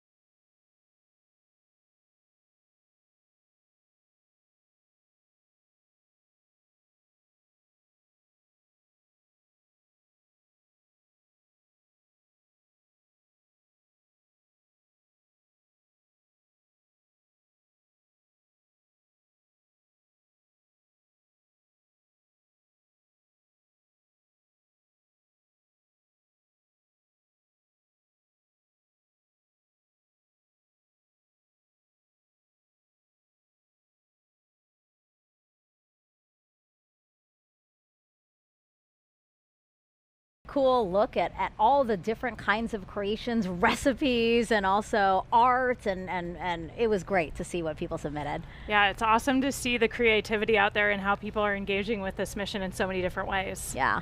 So I know that you didn't submit it yet, but you did create a moon snap, so to say. So why don't we take a look at that picture? Yeah, this is one of my favorite pictures of the moon that I was able to take from orbit. I think for me, it kind of reminds me of that iconic picture of moonrise or Earthrise from the moon from Apollo. And it's kind of that in reverse. I think there's something about seeing the moon from orbit around the Earth that makes it seem a little bit easier to imagine what it'd be like to have that view from the moon looking back at our home planet. Yeah, you should definitely submit that because that's an amazing photo. Did you take that yourself? Yeah, out of the cupola window aboard the Wow. space station. Wow, the resolution's great. The cameras we have up there are incredible. Yeah. It's awesome. So I haven't taken a moon snap, so I had nothing to submit. So how do you feel about creating a moon snap with me? Let's do it. All right, well, take that, if you don't mind lifting it up, and we're just gonna snap a photo here. Oh, lighting. Perfect. So I just created a moon snap. I love it. I'm going to share it. And again, this is just to encourage people to really get involved in this mission. So we will continue to collect and share those photos. So again, if you have a NASA moon snap, just use that hashtag. Okay, Artemis 1 comes amid a very busy year and exciting year at NASA. Some of the highlights include 2 more commercial crew launches with SpaceX, Crew 4 in April, and then Crew 5 last month.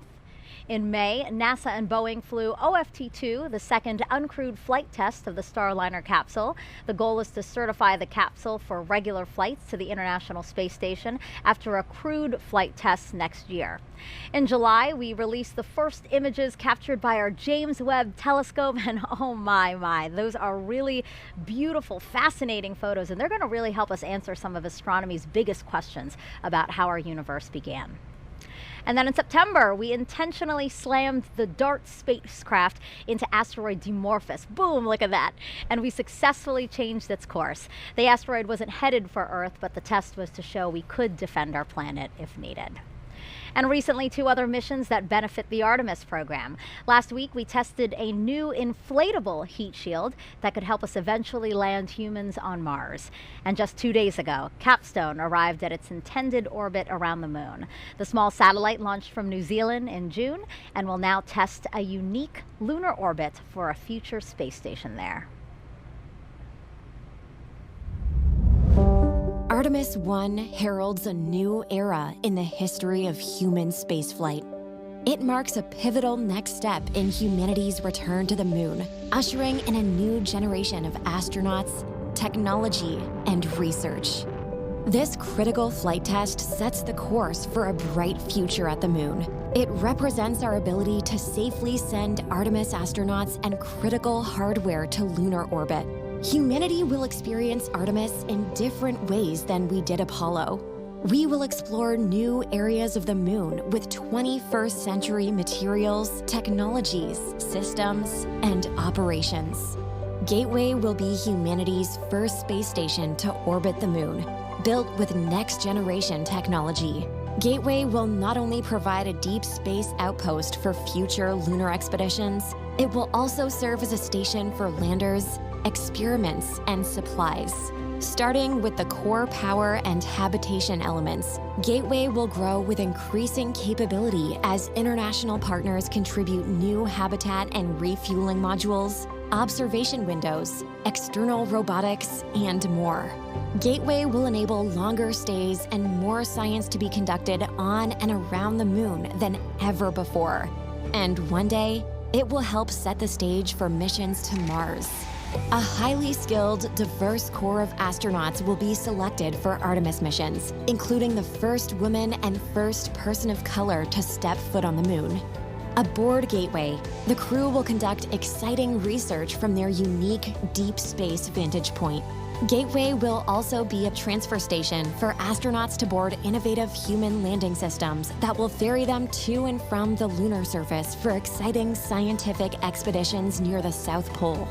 Once on the moon, Artemis astronauts will use expertise in fields like biology and geology to conduct groundbreaking research in modern spacesuits using advanced tools. They will drive new rovers to investigate the lunar terrain and unlock some of the greatest mysteries of our solar system.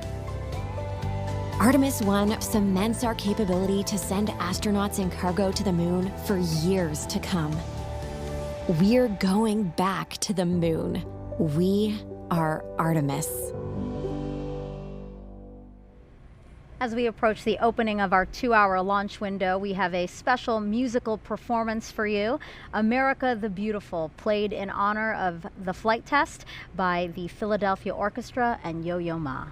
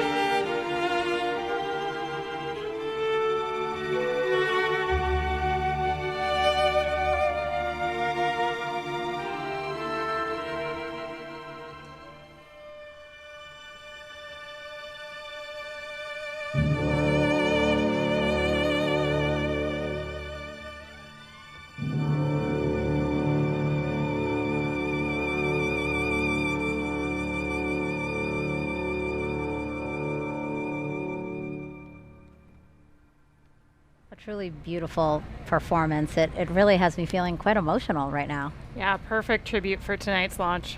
You know, it's just, it gives me a sense of pride, really, to just remember that our country continues to lead our nation in space exploration. So, and as such, the White House is closely watching this historic launch. Earlier this year, Vice President Kamala Harris came down to Kennedy Space Center and met with NASA leadership as well as astronauts. She also toured our facilities where teams are working on hardware for future Artemis missions. Before leaving, she signed a piece of the Orion spacecraft that will fly on Artemis 3. She's doing it right there, which will return astronauts to the lunar surface. Okay, Kayla, time for more social questions. So let's take the first one. You know now the drill. It's going to be a celebrity question, so let's take that. Hey guys, I'm Jack Black, and I'm super excited for the Artemis 1 launch today.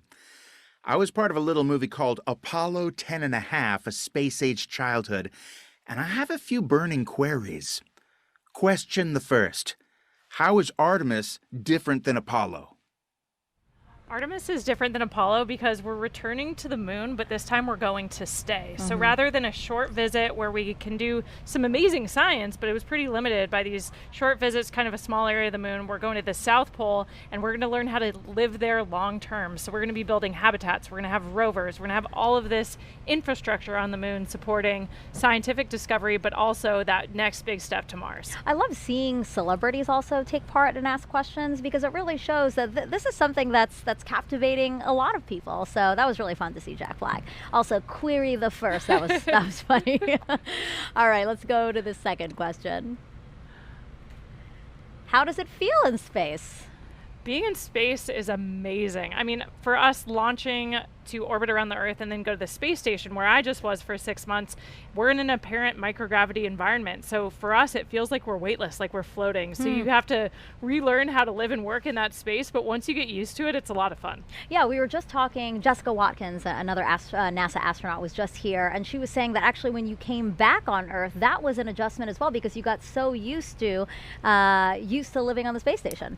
Yeah, the transition home was actually a lot harder for me than the transition up there because our vestibular systems kind of remap. We start ignoring all the sensors in our inner ear that tell us how our bodies are moving because the space environment is so strange, but we really need that on Earth to balance and control our bodies. Sure. So when we get back, it takes a couple of days before we feel comfortable again. Really interesting. Thanks so much for those.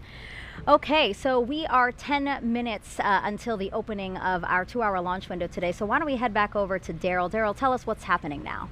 Yeah, Megan, we actually have about 10 minutes before we go into a half-hour hold. That half-hour hold is part of the L clock, and what you see on your monitor right now, I believe, is the T clock. So in about 10 minutes, we'll hold for a half hour, and currently the launch team is trying to evaluate how much of a delay may result from some issues that we've been facing over the past hour. Just to recap those, we had a leak in a replenish valve on the mobile launcher that feeds into the liquid hydrogen core stage tank. That's been resolved. The leak has been fixed, and we're moving forward. Currently, the upper stage of the rocket for liquid hydrogen is roughly 78% at the moment. So that is tracking. Progress continues there. The core stage has been topped off, and now both liquid oxygen and liquid hydrogen are 100%, along with the upper stage of the liquid hydrogen side of the equation. So we're just waiting on the complete tanking of the upper stage liquid hydrogen. Now, with regards to the range issue that we had, we just got an update from the range, the 45th Space Wing officer reporting in to the NASA test director that the Ethernet switch has been replaced. This problematic switch took down their ability to see radar from one of their assets, which is key in getting acquisition and signal for the flight termination system if it were to be needed. Of course, this is a critical system that has to be tested before we can launch. So at the moment, we're looking still at a 1:04 AM Eastern Time launch. But it is pretty clear from the work that is ahead that it looks like we're going to slip into that window. How much exactly, we don't have an accurate calculation from the launch team as of right now. But of course, we're anticipating that. So for the moment, you see on your clock now, we are in the T-minus 10-minute hold. We just entered that. And now roughly we're looking at 28 minutes to resume terminal count. The launch team will assess what work needs to be done, how that syncs up with the range getting back online with their equipment, and then we should have a new T0 for you soon. That's the latest from Firing Room 1 here at the Kennedy Space Center. Megan, back to you. So things are obviously still very dynamic. We're going to come back to Daryl as much as possible. Now, to understand where we are going, we have to know where we have been. To do that, we spoke to some of the special few who walked on the moon and those who sent them. We choose to go to the moon in this decade and do the other things, not because they are easy, but because they are hard. Because that goal will serve to organize and measure the best of our energies and skills. It's been 50 years since we've been to the moon, and we've got a great program called Artemis. We're going back. The Apollo program was a test for the American people that you can do what you set out to do. All it took was turning to it and making it happen.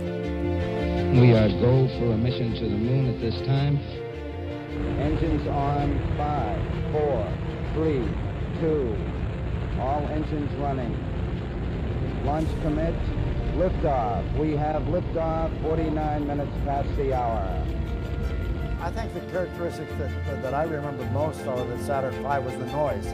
The noise was enormous and it was almost impossible to communicate. We're go, train type, we're go. Tranquility Base here. The Eagle has landed. The landing to me was a great celebration. The nation was almost euphoric. That's one small step for man, one giant leap for mankind. There are so many things that we could eventually learn about our universe and the spacecraft that we use exploring.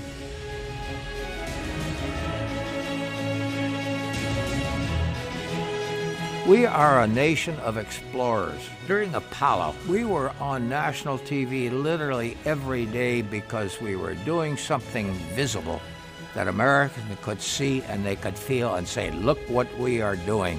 And I believe Artemis is going to come up and say, look what we are capable of and what we are doing now.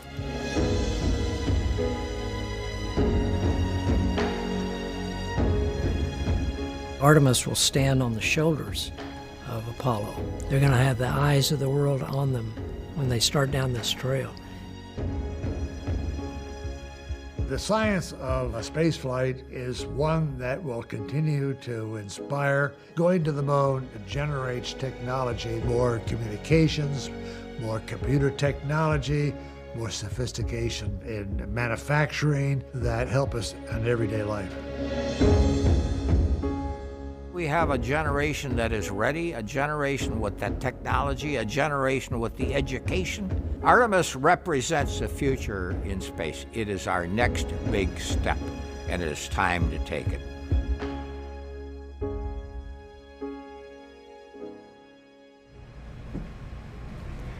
If you're just joining us, welcome to NASA's Kennedy Space Center, where we are showing you a live look of another visitor center. This is the U.S. Space and Rocket Center. Wow, take a look at all of those people who are there hoping to watch the launch today. You know, this is the visitor center for the Marshall Space Flight Center in Huntsville, Alabama. That center played a crucial role in contributing to the Artemis program, so I'm not surprised that there are a bunch of people there watching. All right, so now we're going to take go back to Leah Martin over at Banana Creek. Again, that's right outside of our visitor center, and she's with some other folks who came out to watch today's launch. Yeah, you know, Megan, we talked about this being America's rocket, right? Every state in the United States has contributed to this rocket, so it should be no surprise that we have people from all over the country joining us here tonight. I'm actually joined by some friends of ours who are joining us from Georgia and Utah. What does it mean to be here tonight to see tonight's launch? I think it's amazing. I know that tons of people from all over the United States have helped build the rockets and are here tonight, so it's awesome to know that we all have a little bit of personal ties to the rocket. And go ahead. No, I'm just excited to be here because I've been a fan of space travel and going to the moon and back, and I'm glad to see it's happening again later in life. And you were actually telling me a little bit earlier that you grew up in the Apollo era in those years following those first launches, and now here, how does it feel to be watching the sister program launch and seeing at the beginning? Look at the goosebumps. That tells it all right here. I'm totally thrilled to be here. Now, and you were actually telling me that you have a personal connection to this rocket as well. You know some people who have worked on it. What do you think it feels like being here? How does it feel for you to see something that's the culmination of so many years of hard work? Yeah, I think it's crazy when you think about how long it takes to build it and stuff. Like, I wasn't even born last time people tried to get to the moon. So it's awesome. I think it's so exciting, and I cannot wait.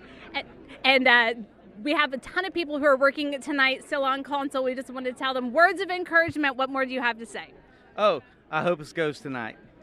Megan, back to you. Go Artemis. Woo!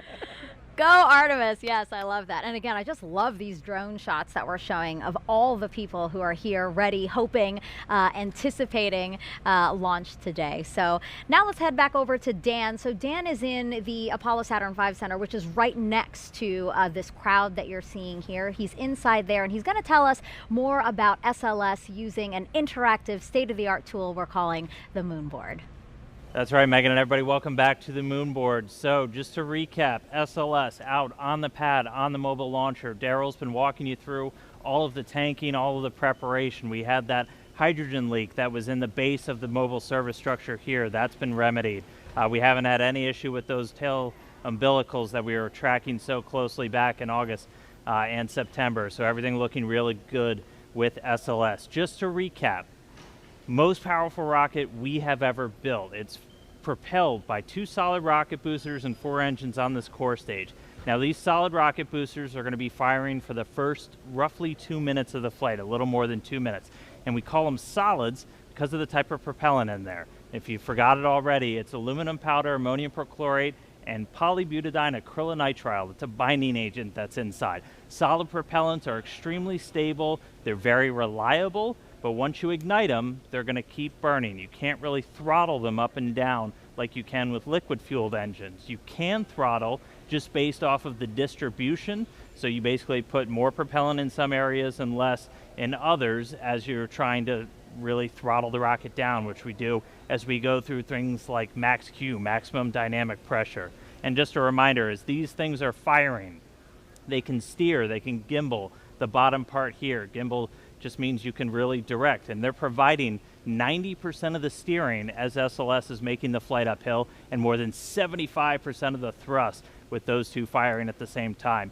And again, they're attached to this. This is the core stage, 212 feet tall, the largest single stage we've ever constructed. It's been through the green run test, a lot of preparation for this flight today, and it is propelled by these 4 RS-25 engines. Now these are liquid-fueled rocket engines, so you have a fuel and an oxidizer, and one of the great things about liquid fuel is you can throttle them in real time. You could kind of like the gas in your car, you can go faster or a little bit slower. So these throttle up to 104% of their rated thrust at the time of liftoff.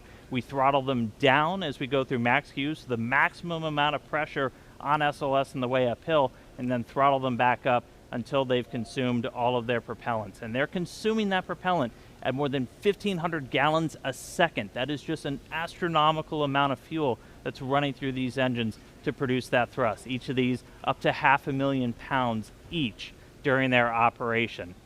And of all the different components, we've got this engine block section down here. You have all of the associated plumbing, everything to feed those propellants down to these engines. You also have these 2 attachment points here, and that's where we actually tank the SLS rocket. So a lot of focus on those in the previous attempts. They've cooperated spectacularly so far today, and we've been able to fully tank this core stage. And a reminder, you have a fuel, about 500,000 gallons right here of liquid hydrogen, and then an oxidizer. You need those two together, and then an ignition source. That's what gives you your reaction, your thrust, your basically controlled explosion that then comes out of those rocket engines. So fully tanked, these are cryogenic fuels, hundreds of degrees below zero, so we've got a spray-on insulation across the entire vehicle. As it's sitting out there in the Florida air, it's a little bit warm tonight, but we need to keep those hundreds of degrees below zero. It takes a lot of energy to do that, so the less you have to use to keep them cold,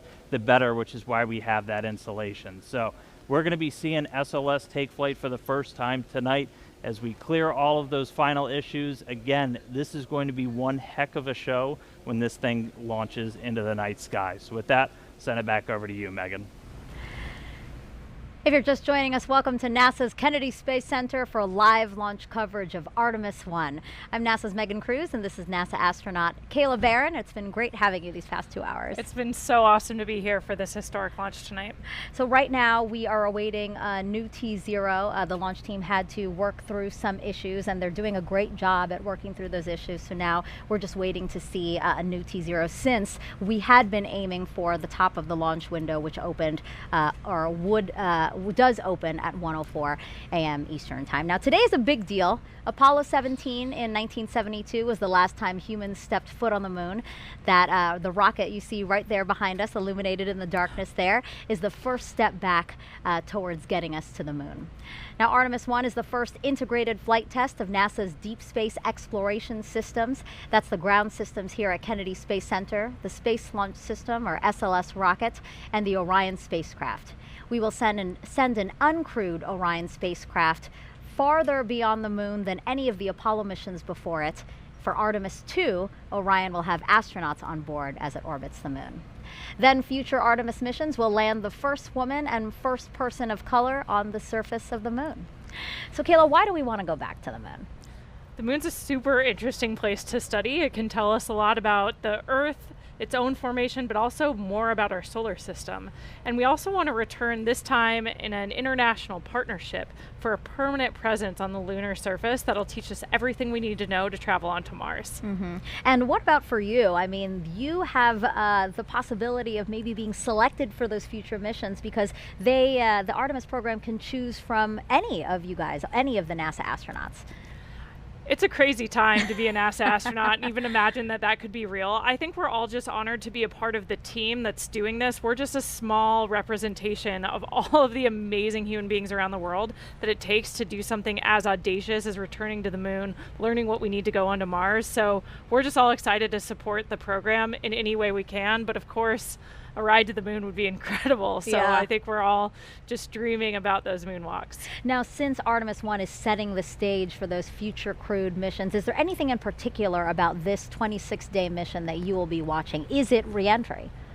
Yeah, you know, we've mentioned that a few times throughout the broadcast tonight. The re-entry is a really important part of the flight, of course, and the heat shield, we're interested in seeing how it performs in real life. We tested it on the ground, but Orion's going to be coming in faster and hotter than any human-rated spacecraft in history. And so we really want to see how the heat shield performs and make sure all the systems can keep the crew safe for that dynamic event. Yeah, we'll all be watching for that too. It's not just about the launch, a 26-day mission, as we said, so we'll be keeping watch over the entire mission.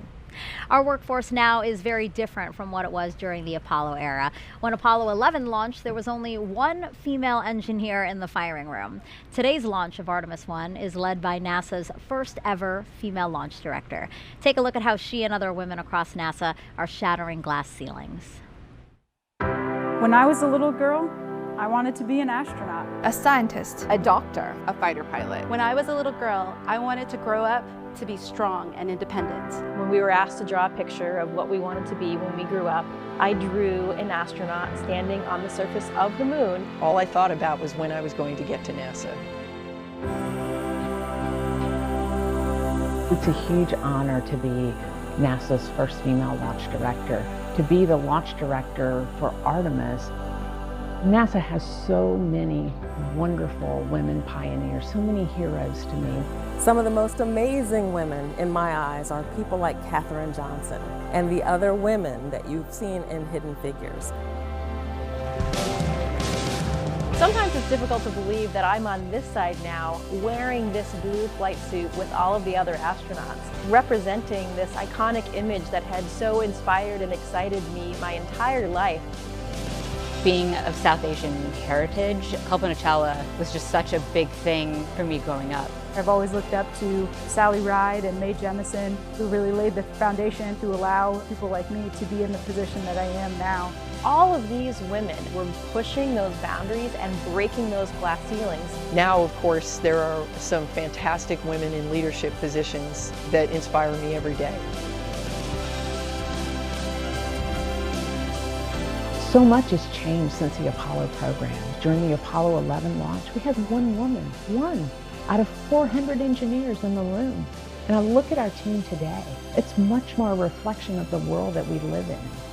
A big piece of why it's so important to have women and diverse backgrounds, because it allows us to bring everybody along with us on this journey.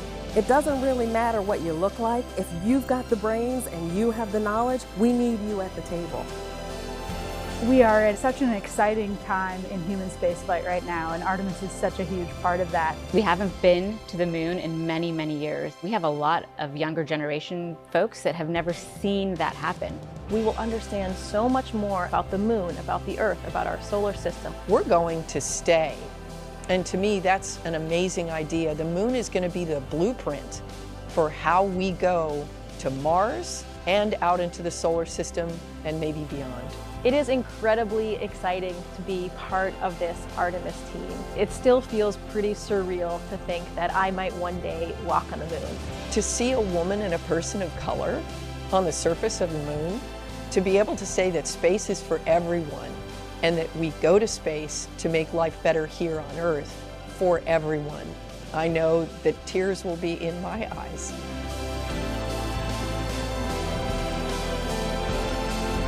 My message to women and girls out there is to find your passion, whatever that is. Don't let anyone tell you what you can do or can't do. Only you can realize your dreams. Space is for everyone. And if me being in this role helps to send that message, I think that's a great thing. And I just actually love that I don't feel like a woman at NASA. I just feel like a person at NASA. The women of NASA are Artemis, and we make a difference every day. I am NASA's Spacewalk Office Hardware Manager. I'm the Program Scientist for Space Biology. I'm the Director of NASA's Johnson Space Center. I am Artemis. I am Artemis. 私は Artemis です。 Yo soy Artemis. As some Artemis. Ana. Je suis. Ich bin I Artemis. am Artemis. I am Artemis. I just love the way that that video ends with you and all these other women saying, I am Artemis. What do you think, why is it so powerful to just hear those three words, I am Artemis? Why does that resonate so much? I think it just represents how far we've come since the Apollo era and how we take advantage of the incredible diversity our country has to offer. Having seats at the table for everyone, you know, space is for everyone. You heard that a few times in the video, and I think we're proving that out every single day in our work, not just at NASA, but with our international partners. I think it's so important to our ability to succeed on these really complex missions. Yeah, I thought that was a very powerful video, and I'm glad that people got that message, young girls in particular. Another person who you saw in that video is Pam Melroy. She's a former astronaut and NASA's deputy administrator. So why don't we head over to Jasmine Hopkins, because Pam is there with her now. Thank you so much, Megan. Yes, I'm honored now to be joined by Pam Melroy, NASA Deputy Administrator. This is just a fantastic night. And we just saw that powerful video with you among so many of the great women here at NASA. What is so important about us now being ready to send, you know, the first woman, the first person of color to the moon? Yeah, I loved watching that video. Just inspires me. So many of those women are my friends, but also they're just such fantastic engineers and scientists and just so many roles at the agency. I've always thought one of the strongest teams that you could ever find is a family, and families have men and women, and so our teams are stronger, I think, when we have that balance and that diversity. So that was exciting. But for me, I was a part of the Apollo generation, and I was very inspired by, you know, Neil Armstrong and Buzz Aldrin and Mike Collins on Apollo 11 and all the Apollo astronauts. I just cannot even imagine the inspiration, though, for a little girl. I mean, it never occurred to me that I wanted to be an astronaut, but of course there were no women astronauts then. I think what's going to happen now with the Artemis generation is that first woman and the first person of color is just going to have a huge impact on the next generation. Right. We are just watching with bated breath, and I know that it's going to mean so much to little kids to look up to them. And we understand, too, this is a huge, I mean, when we launch Artemis, it's going to be a global accomplishment. We have the Artemis Accords, which are helping us make sure we explore peacefully. Can you tell us more about those? Yeah, it's really important, actually, especially because unlike in Apollo, where it was actually just a few countries that had the capability to go to space, now those capabilities are proliferating throughout the world. And so what we do with the rocket is really important, and how we go is just as important. And how we go is as teams and with our partners, and with a sense of the responsibility that we have as we go out into the solar system to do it peacefully for scientific purposes and responsibly. Right. Pam, you have a great sense of teamwork, and this is definitely not our first time. You know, there's a lot of things that go into testing out a first-time vehicle. There's actually dynamic activity going on right now. So how does this first flight test of SLS compare to other first times, with Shuttle or with Saturn V before that? Well, I can do even better as a test pilot, right? So there's a history there. In fact, the amazing thing about this is so first flight of a first aircraft, you actually taxi it out to the end of the runway and then run down the runway and come back and check all the data. And then you might take off once and go around the pattern and come back and land. This is a little bit like taking off and going to fly a full mission on your very first flight of an aircraft. And so everything has to be right. So this compares it's very similar to the experiences that all new rocket developments have, where, it's not just about learning the hardware, that's a big piece of it, but it's also about gelling that team together and your procedures and how you're going to deal with issues that come up, because they will come up. They always come up. Exactly. And you have that experience as a test pilot, but also as a former astronaut. In that video, we saw you getting your induction into the Astronaut Hall of Fame, which is pretty cool. So what is your perspective, or what advice do you have for the Artemis astronauts, those ones that are going to maybe set foot on the moon? Oh, well, they don't need my advice. I'd love to elbow them out of the way and go to the moon too. But they are fantastic. I mean, I'm so proud of all of our astronauts. I was just talking to Jessica Watkins, who just came back on Crew 4. This generation is prepared, ready, and excited. And I think they're really excited that we're putting science front and center in the Artemis program too. We're going to learn so much about the solar system from the moon, and even about the Earth. And so I think the astronauts are really excited about doing that hands-on science, and they are ready to go. Right, I know they're ready to go, and maybe you are as well. But Artemis 1 is just the beginning. Then we have Artemis 2 and on. We're learning so much. What do you think about this just forward movement that we're making right now? Well, it's really important. This is the Artemis campaign is actually part of a multi-decade effort that we're doing right now, which is really with the goal of creating a blueprint for how we're going to explore with humans and do science throughout the solar system. So we're going to learn through the Artemis campaign on the moon, and then we're going to go demonstrate it on Mars, and then the next destination, who knows where. Right. I mean, we're going so much further than we ever have before. Pam Melroy, thank you so much for joining us. Thank you. Go Artemis. Of course, go Artemis. Megan, back to you. Thank you both for that interview.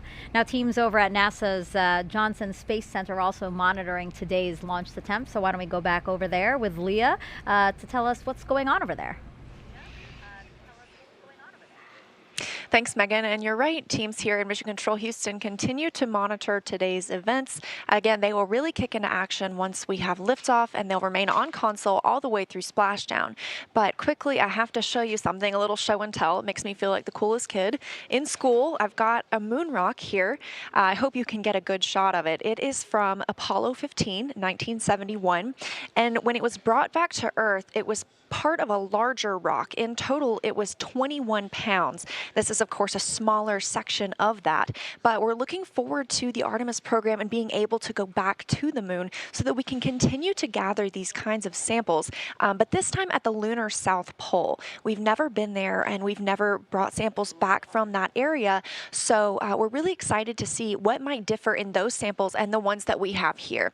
Now, of course, we've got a whole laboratory of scientists that are able to study all of those samples. We just opened some up for the first time earlier this year, so that we're able to test with new technology everything that we can learn about these samples that we brought back now 50 years ago. So hopefully within the next few years, we're bringing some new ones back to use that same experimental process on and tell us a little bit more about the moon. But just had to show this off. Apollo 15 moon rock. We're looking forward to having some Artemis ones here at Johnson Space Center. With that, I will send it back to you at KSC.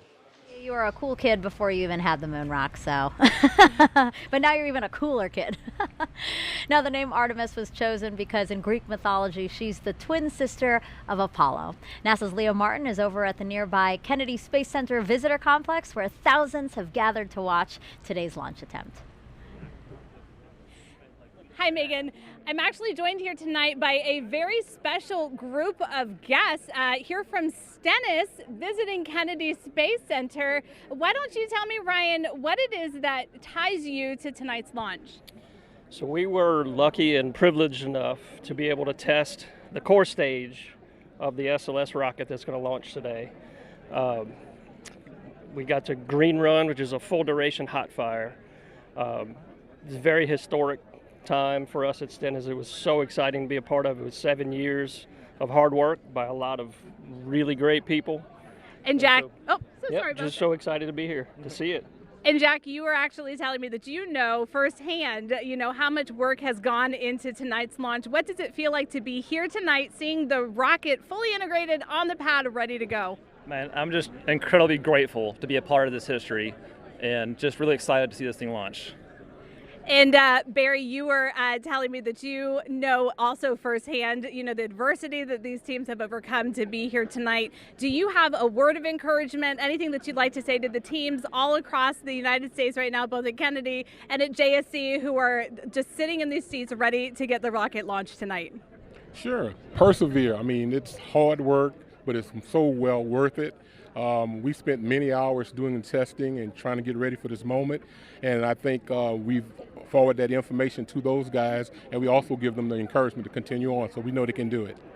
Thanks so much, Barry, and I think it would be great if just on the count of three we can give them a great big go Artemis. 1, 2, 3. Go Artemis! Back to you, Megan. That was amazing. And that's just, people who were actually able to come here to Florida. There's many people who are joining us from around the world who couldn't obviously make the trip out here. So let's take a look at some of those watch parties there. Here's Space Center Houston. It's the visitor center over for Johnson Space Center in Houston. And you can see a lot of people there after hours because that visitor center is closed right now. People are waving. I love it. Wow, look at that. Whatever that is, That's it's awesome. amazing. I don't think I've ever noticed that when I'm at Space Center Houston. Maybe it's new. I know, but yeah, just look at that crowd. It's really fun to see, again, all these people who are captivated, young and old, by today's launch attempt and the beginning of the Artemis program. I know that they're probably looking at the clock and wondering when we might see the launch today. So lovely to see all those people.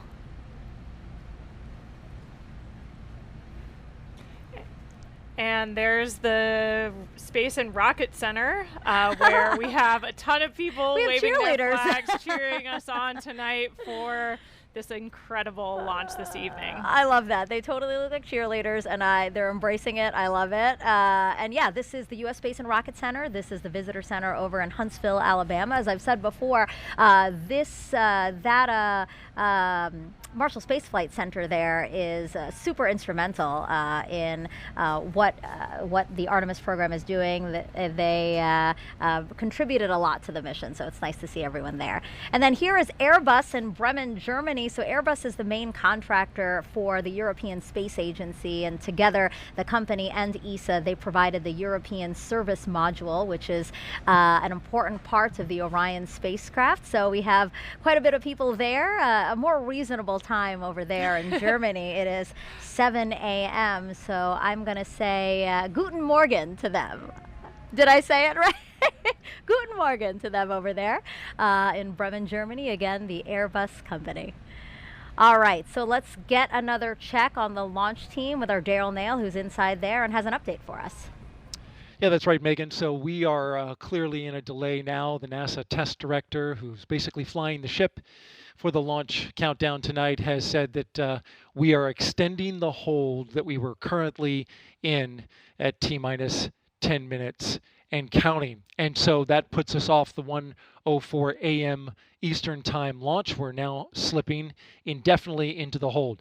NASA test director Carlos Monge saying that we are currently estimating how much work needs to be done before resuming the polling that is supposed to take place 15 minutes before launch. It then goes to terminal count at T-minus 10 minutes. Now we've got an update on the tanking of the upper stage liquid hydrogen tank. Currently 95% filled. We're in topping on that tank. It is the last of 4 tanks in the Space Launch System that needed to be completely fueled up before we launch. Of course, cryogenic tanking, a complex operation that has seen some delays tonight. We had a roughly hour delay after a replenish valve on the core stage liquid hydrogen side required hands-on work by a Red Crew team that went out to the launch pad and tightened down some bolts on the valve and got it fixed before leaving the launch pad, and then launch team verifying that that work was complete. Now currently we're awaiting some work with the range. The 45th Space Wing, which oversees the range here, and makes sure that the airspace and the ocean out over the flight path is clear, and also has the responsibility to destruct the rocket should it go off track. They have been working on some issues with their equipment and sending a flight termination signal to the rocket. There is testing that must happen with the flight termination system that was delayed by a bad Ethernet switch. Switch has been changed out, and now the range is looking to start testing their connectivity to the rocket in order to preserve that safety function that they are responsible for. So again, we are slipping now indefinitely into the launch window.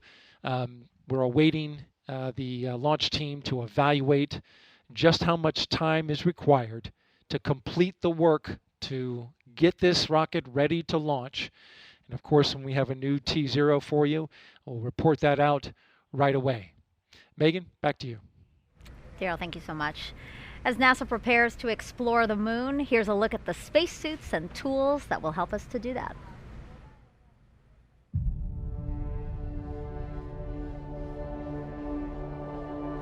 Watching Apollo footage of astronauts doing geology on the surface of the moon is a really great way to think about preparing for Artemis, for putting people on the lunar surface once again.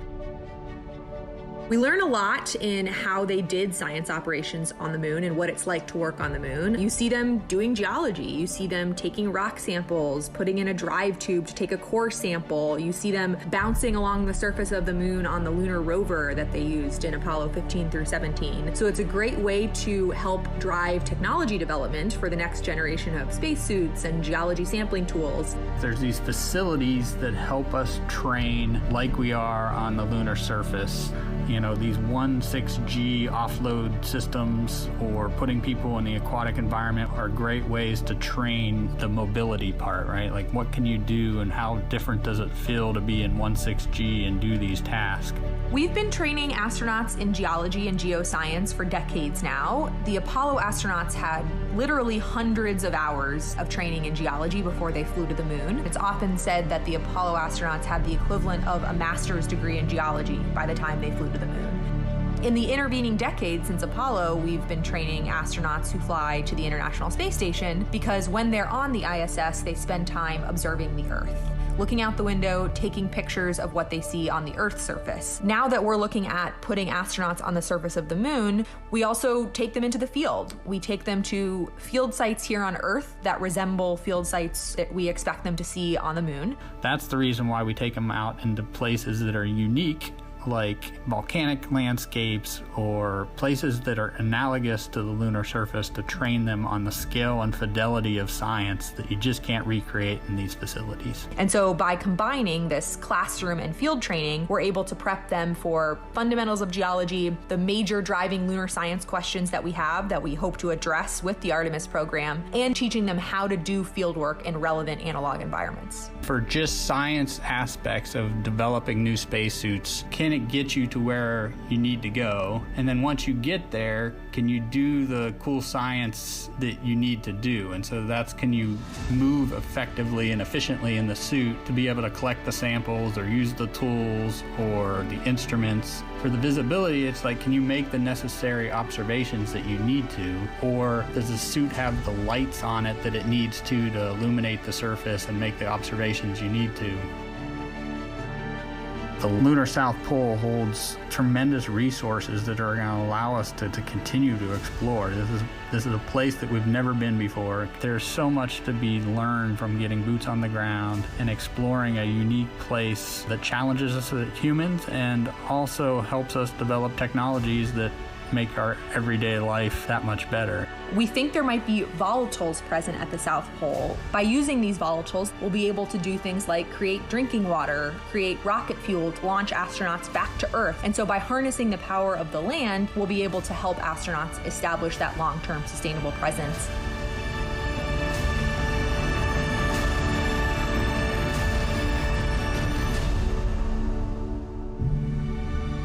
It's human nature to explore. Pushing our boundaries and exploring our universe is, I think, just one of those things that's just stuck in our human nature, and that we need to do it in order to understand the world around us, including our Earth and our solar system.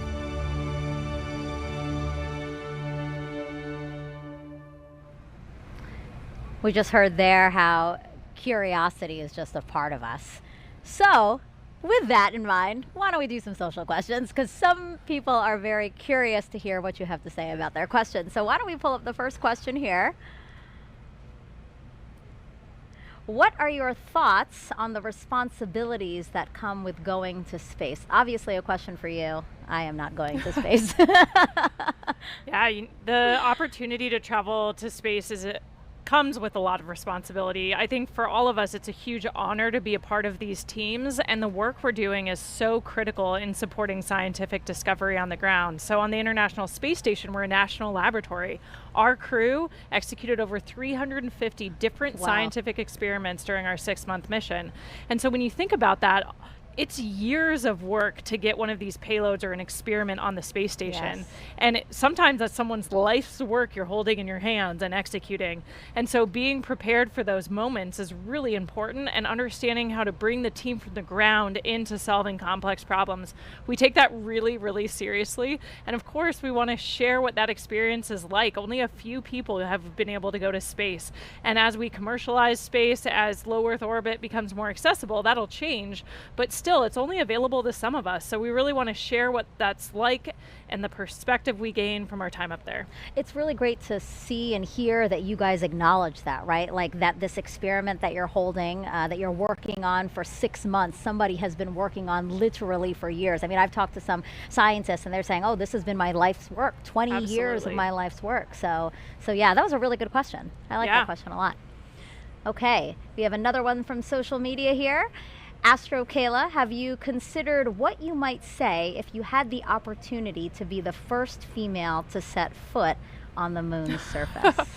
No, I have not considered that. If I was in that role, it's something I would take really seriously. I think the iconic words of Neil Armstrong, one small step for man, one giant leap for mankind, are something that we all know, whether you witnessed that moment or not, or it happened before you were born. For me, I think we all have that embedded in our psyche, those important words. So I think it's something I would have to think a lot about ahead of that mission. Yeah, that would be in the history books. That'll be something you're remembered for. Oh my gosh, I'd be so anxious delivering it, even after I've thought of what I want to say, like to actually open my mouth and say it from the surface of the moon. Wow. Yeah. That we'll have to think about that one for sure. Okay, let's see another question here. Oh, why is the spacesuit orange in color? That's an awesome question that I wish I knew the answer to. Megan and I were actually talking about that earlier when we had Snoopy up here. It's a continuation of the same suit that we used during the shuttle era. And I was kind of hypothesizing that maybe it's to help forces if for some reason when we landed in the water we had to get out of the capsule for some reason, it would be easy to see us. But that I'm gonna have to take a phone a friend on that one, I think, to know the real answer. I'm sure somebody will be commenting on social media right now with what the real history behind the orange suit is. I'm trying to think about it too. I'm thinking, does it have anything to do with SLS being orange because of the foam match insulation? Your vehicle. Yeah, why not? Maybe it's that. I don't know. I don't know. We got stumped. That was our first one that we got stumped on. Do we have another question? All right. If you could name one of the moon's craters, what would you name it? Oh man.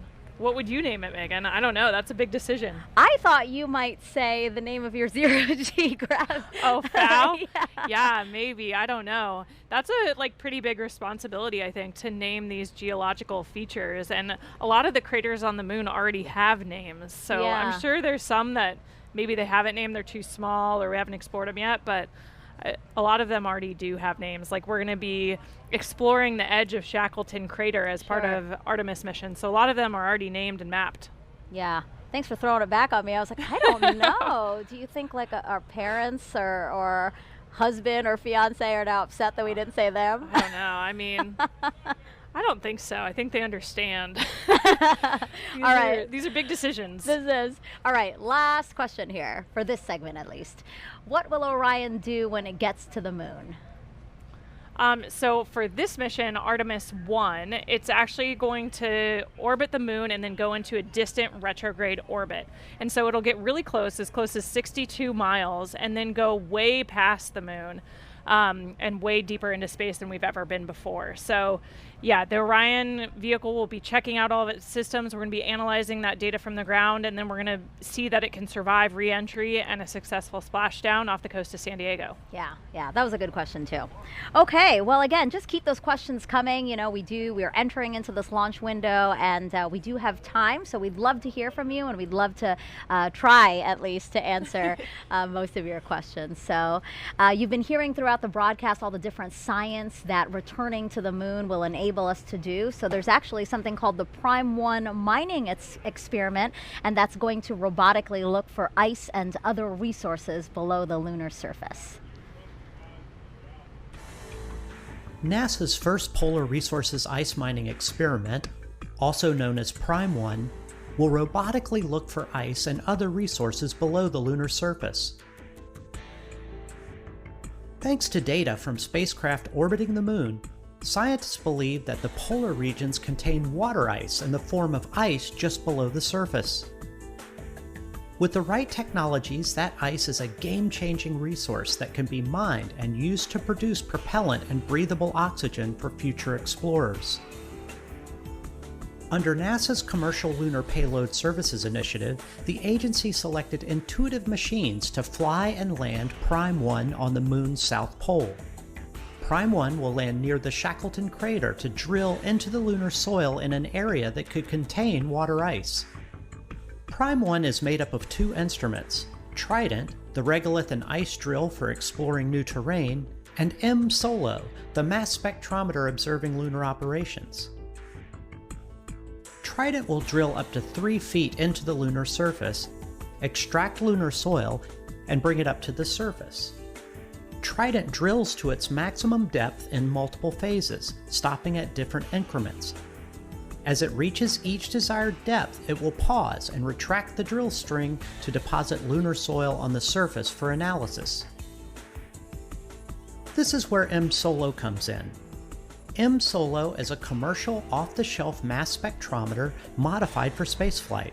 It will evaluate the chemical elements and compounds released from the lunar soil for water and other chemical compounds. Trident will then proceed to the next specified depth and repeat the process until samples at all desired depths have been analyzed for water. If no ice is found where Prime 1 lands, NASA will still collect valuable information about drilling into the lunar soil for a future mission. NASA's Viper, the Volatiles Investigating Polar Exploration rover, will use Prime 1 technology on a mobile robot that will navigate the Moon's south pole searching for additional resources. Prime 1 data will help NASA assess lunar resources to inform future Artemis missions and a robust human presence on the Moon.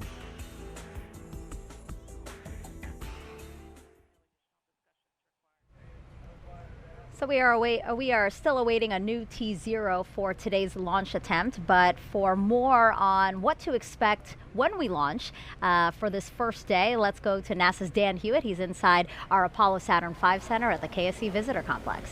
Hey, thanks, Megan. Everybody, welcome back to the moon board. There's a lot of people here in the complex. I just heard a woo-hoo. People are getting in and out because we have a great view of launch when it's going to happen, and it's going to happen today. But that launch is just the first step in the Artemis 1 mission. So let's look at what's ahead for this historic first flight. As we just said, launch is step number 1. Those 4 RS-25 engines throttle up, followed shortly after by the 2 solid rocket boosters igniting, sending SLS and Orion skyward. Now on our way uphill, we'll have a number of jettison events. You'll be able to see things coming off of the SLS rocket. One of the most visual ones will be these 2 solid rocket boosters. Now they'll expend their propellant a little over 2 minutes into the flight. They will separate. We'll see them flare off onto either side, and then the core stage continues to fire. We're also going to see the launch abort system come off the top. Once you get high enough in the atmosphere, it's no longer required. You could actually do aborts using engines on Orion and its service module. I will also note that on the launch abort system, it's got those 3 solid rocket motors. The jettison motor is active. The abort and the attitude ones are not for this flight. We don't have people, so we're not flying a fully active abort system. We also have 3 fairings that are there to protect Orion, the service module and the crew module, as we're flying up through the really dense parts of the Earth's atmosphere. Next up, we'll hit core stage separation. So we've got 4 main engines. We'll hear MECO, main engine cutoff. Those engines will shut down, the core stage will separate, drop away. It's eventually going to splash down in the ocean. And that hands over the propulsion duties to this, our upper stage, the Interim Cryogenic Propulsion Stage, or ICPS. Its first job is to execute what's known as a perigee raise maneuver. So the perigee is the lowest part of your orbit. You have a perigee, that's your low part, and an apogee, that's your highest point. We're going to raise up the perigee, and that's going to actually put us in a nice circular path around the planet. And while we're there, that gives us time to check out Orion. We're flying it in space for the second time, the first time in this fully integrated stack with SLS. We'll be able to look at all of Orion's systems, make sure those solar arrays are capturing the sun's energy and turning it into electrical power for Orion's systems, make sure the communications are working, all of our guidance, navigation, and control. That is your time to make sure you have a healthy spacecraft before you do something that is going to send it to the moon. And that's next up on our list. That's the trans-lunar injection. For today's launch profile, that's going to be a firing of about 18 minutes of that single engine on the upper stage. Now that engine optimized for a vacuum, it's producing about 24,000 pounds of thrust. So it's a pretty big engine, and it's doing that because we need enough energy to be able to send our payload, Orion, beyond low Earth orbit and send it on a path to head out to the moon. Now after that burn is complete, ICPS separates. It's going to do what's called a disposal burn. So it's going to send itself on a path from Earth around the moon and slingshot out into what's known as a heliocentric orbit. So it's going to completely leave the Earth-Moon system and go into orbit around our sun. But after it separates, propulsion duties get handed over to this, the European Service Module, and it's got a couple of different engines that it's going to be using, and we're going to be testing those out just on day 1. We're going to do what's called the Outbound Trajectory Correction Burn 1. And we'll do a couple of these trajectory corrections as we're flying out to the moon, but that first one is that first critical test of this large engine, the Orbital Maneuvering System engine. That's the one that has the most thrust, generating about 6,000 pounds of force in a vacuum, and that's what's going to be doing a lot of our maneuvers, or giving us that pushing power as we do these maneuvers around the moon to enter into what's known as Distant Retrograde Orbit, or DRO. And that's this dotted line that you see around here. Now, we call it distant basically because of the distance we're away from the moon. We're about 40,000 miles, a little bit less, off the lunar surface. And then we call it retrograde because the moon orbiting planet Earth in this direction, going in a counterclockwise fashion, we're going to be entering into a clockwise orbit around the moon, opposite retrograde. Now, to do that, we're going to get in close. We're going to dip in off the lunar surface. We're going to be about 80 miles, 80 statute miles off the lunar surface as we do this outbound powered flyby. Again, the major thrust coming from that Orbital Maneuvering System engine. After we do that, we'll do a final maneuver to actually go into that distant retrograde orbit, that DRO. Now, why DRO? Why are we not just going around the moon and coming back on like a free return trajectory, which we did on some of the Apollo missions? Well, in DRO, it's a very stable orbit. It doesn't require a lot of fuel to maintain that area around the moon. So it gives you a lot of time to really test the spacecraft. If you followed with any launch of a new spacecraft, you know there's only so much testing you can do on the ground. Once you actually put all of that hardware in space, in the environment that it's going to be operating, hundreds of thousands of miles away from Earth, you're going to learn things you didn't even realize about everything from communications, the life support systems, the thermal control. Everything on a spacecraft needs to get put through its paces in this environment before we put people on board, and that's why we're heading out to DRO. Eventually, though, it's going to be time to come home, and we will do a DRO departure maneuver. This, again, firing up that Orbital Maneuvering System engine and others on the service module, and this is what's going to commit us from leaving the moon and heading on back towards Earth. We'll dip in once more, close off the lunar surface, slingshot and use the lunar gravity to do this return-powered flyby. And then, similar to the way out, we can make correction burns as we kind of fine-tune our path back towards the Earth. And then it's time for re-entry. A couple of things happen before that. One of the really critical ones, spacecraft separation. We're going to detach the European service module shortly before re-entry. Its job largely done. That burns up in the Earth's atmosphere and reveals on the crew module the heat shield. I circled it earlier. This is goal number 1 of the Artemis mission. Artemis 1 mission is testing this heat shield at lunar return velocities, because when we make that trip around the moon and we come back, we are going in speeds of excess of 20,000 miles an hour. So when we slam into the Earth's atmosphere, it's going to heat that thing up to more than 5,000 degrees Fahrenheit. For the Artemis 1 profile, we're going to do what's known as a skip re-entry. So basically, you can come in too shallow and skip off the atmosphere, too narrow, and you're going to do what's known as a ballistic entry, which really heats things up. We're going to do kind of a mix where we're going to skip once off the atmosphere, and that we're still going to get the heat, but that helps to reduce some of the G loads on the crew. Once you're through that, you get to parachute deploy. There's 11 parachutes in total that are going to slow Orion down before it splashes down. We're going to be going from 20,000 miles an hour to about 300 miles an hour before those parachutes deploy, and then they do a final job of getting it in the water in the South Pacific. We've got these big orange balloons. That's an uprighting system, so even if Orion landed in the water upside down, those can inflate, and they put us back upright into what's known as stable 1. That's where you want your spacecraft to be, nice and upright in the water, especially if you're an astronaut in there floating.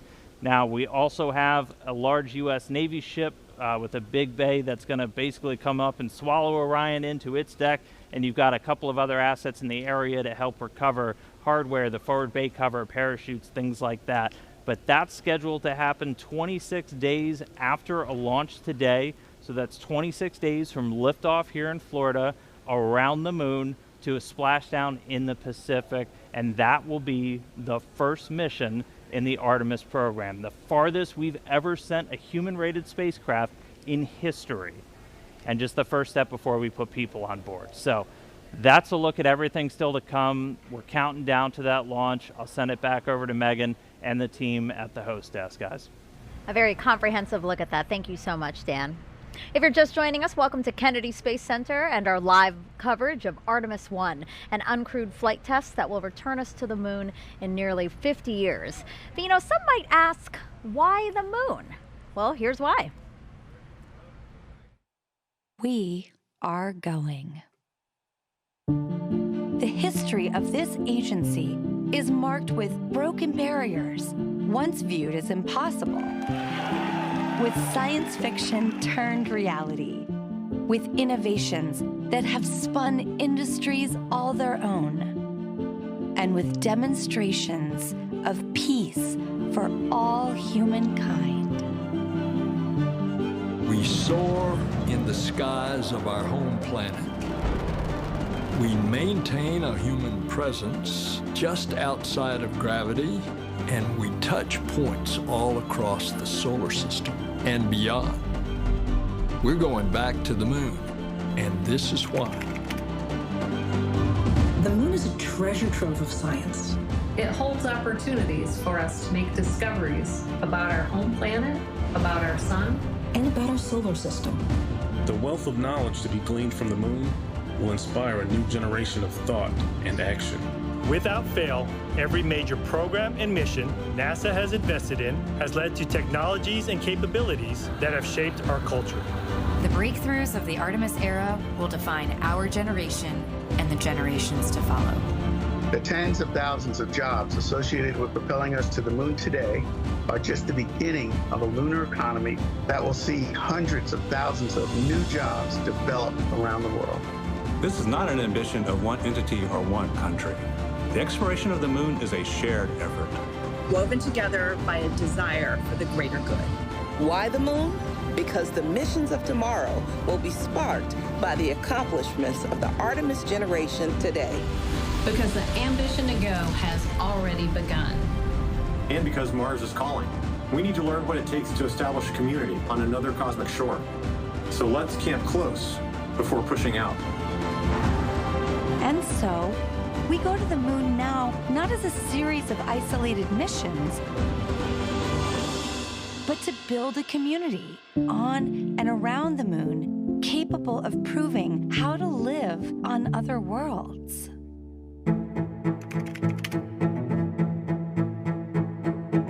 We'll use the lessons from more than 50 years of peaceful exploration to send a new generation to the lunar surface to stay. We will anchor our efforts on the lunar South Pole to establish the Artemis Base Camp, positioning us for long-term science and exploration of the lunar surface. We will prove what it takes to assemble a complex ship in deep space. We will perfect descending down to and returning from a distant surface. We will learn how humans can survive and thrive in a partial gravity environment. With improved spacesuit designs, mobile habitats, and with reconnaissance robots pre-positioning and relocating supplies. We will learn how to utilize the resources we find on these other worlds, starting with finding water ice and purifying it to drinkable water. And refining that into hydrogen for fuel and oxygen to breathe. We will establish fission power plants on the surface of the moon, capable of supporting a growing community of efforts. And we will expand the logistics supply chain to enable commercial and international partners to resupply and refuel deep space outposts. None of this is simple or easy, but nothing in our history ever has been. The Eagle has landed. You got a bunch of guys about to turn blue. We're breathing again. Thanks a lot. This kind of continuous lunar presence is a natural extension of all that we've learned in low Earth orbit. And what we will accomplish there will ensure the monumental missions to Mars are within reach. As we ready the launch of the first Artemis mission, and as commercial companies ready their lunar landers for the first private payload deliveries, we have already begun to take the next step.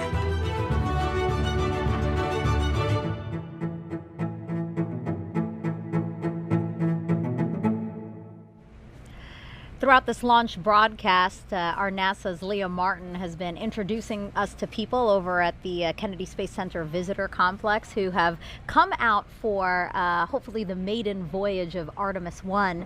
People from near and far, young and old, just really excited to hopefully see this historic flight. So now she's joined by somebody else who has a really interesting story. Leah, tell us about it. Megan, I think one of the most exciting things about being here tonight is being with people who are like-minded, who have such a strong tie to the history of our nation's space program and their love of spaceflight. And I actually struck up an amazing conversation with Scott here, and you were telling me about the special tie that you have to tonight's launch as well. Oh yeah, I literally grew up with NASA. My father went to work with the NACA before NASA.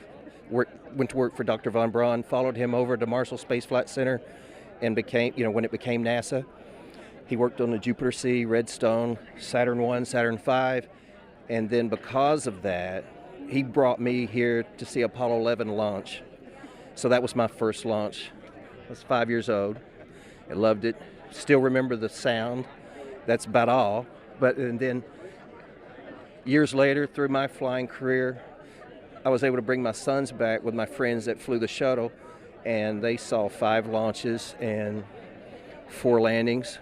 But basically, I wanted to be here. I was here for the first moon launch, the last moon launch back when Uncle Gene Cernan, our family friend, went to Apollo 17. So I wanted to be here for this because it's kind of in our family, in our blood.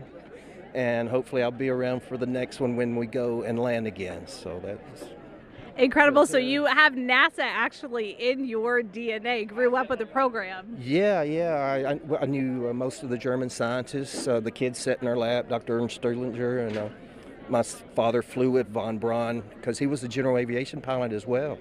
So they'd get off work and fly. And they were in Life magazine together, National Geographic. So it was fun. I literally knew Al Shepard, all the Mercury, Gemini, Apollo guys, and it was an honor. I would have loved to have been an astronaut, but I went a different route, but I can still come here and see them. We can, and we're so grateful, so thrilled to see you here tonight, and so excited that you will be able to actually compare the last launch and the sound of the last one with the one tonight. It's absolutely going to rock the sky. I want it to be even louder. I want to feel it. Yeah. Thanks so much for joining us tonight. It's been an honor to meet you, and Megan, we're going back to you. Leah, thank you so much for sharing that. That was such a fun story. Here we are now at Space Center Houston. This is a live look inside of the visitor center there. Lots of people hoping to see the launch today. I love this guy in the front with his NASA shirt representing.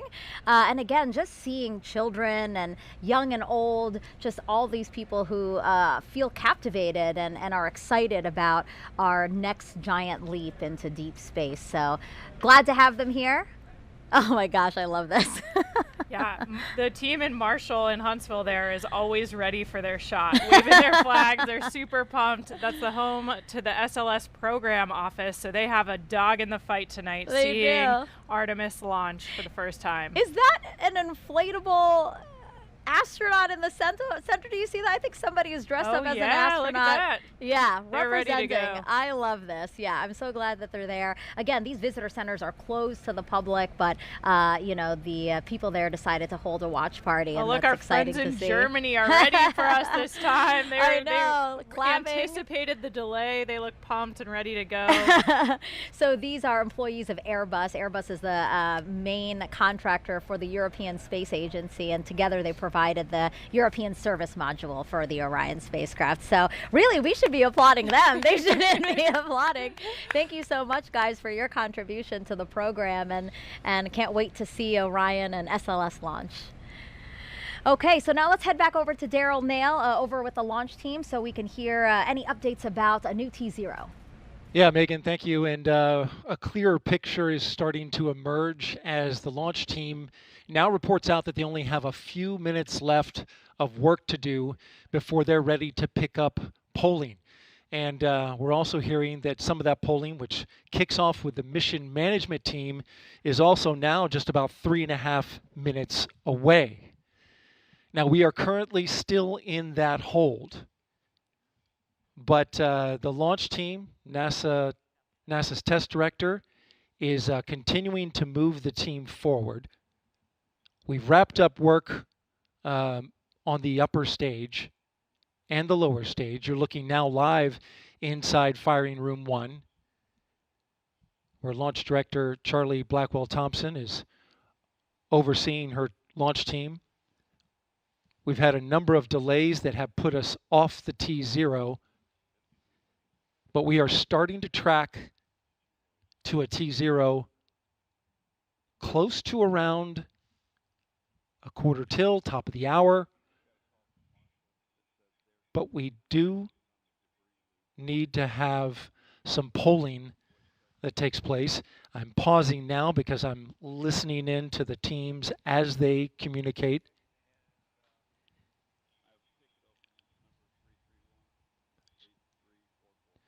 In this launch window, which we're currently 26 minutes into, and it's 2 hours long, it runs until 3:04 a.m. Eastern Time, we have what's called 40 cutouts. And in those cutouts, they range from about a second to about a minute. These are times where they can't launch. These cutouts must be accounted for when determining a new T0.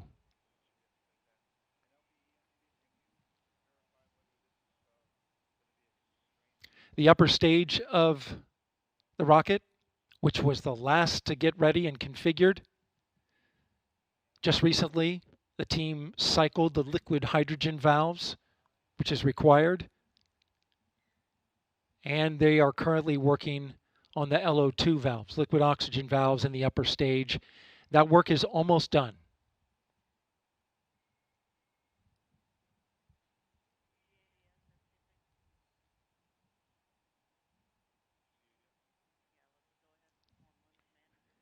We are now a minute and a half away from the poll of the mission management team, which is several minutes before T-minus 15 minutes.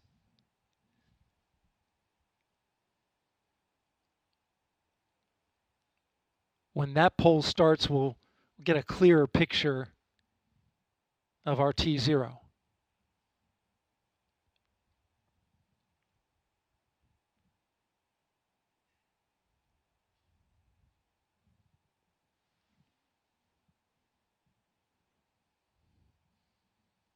NASA's test director has informed the launch team to all switch to a common communication channel. It's called 232. And what this means is that the entire launch team is now on one channel, and all future communication will happen there. Whereas there are many channels. Now they reduce it down to one.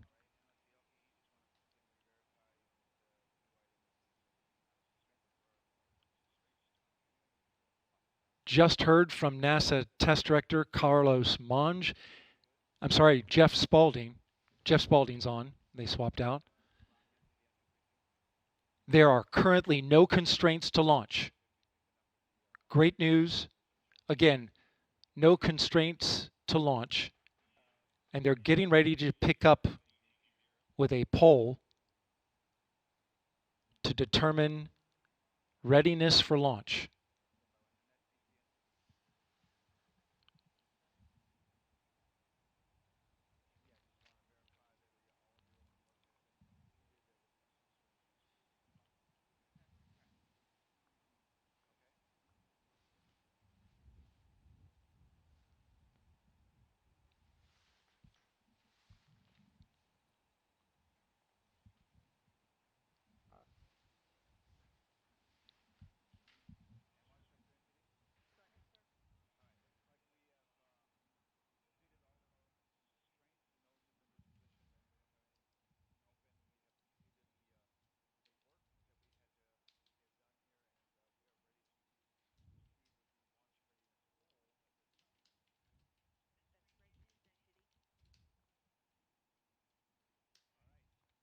Okay, NASA test director Jeff Spaulding getting ready to conduct the readiness poll, so we are getting close.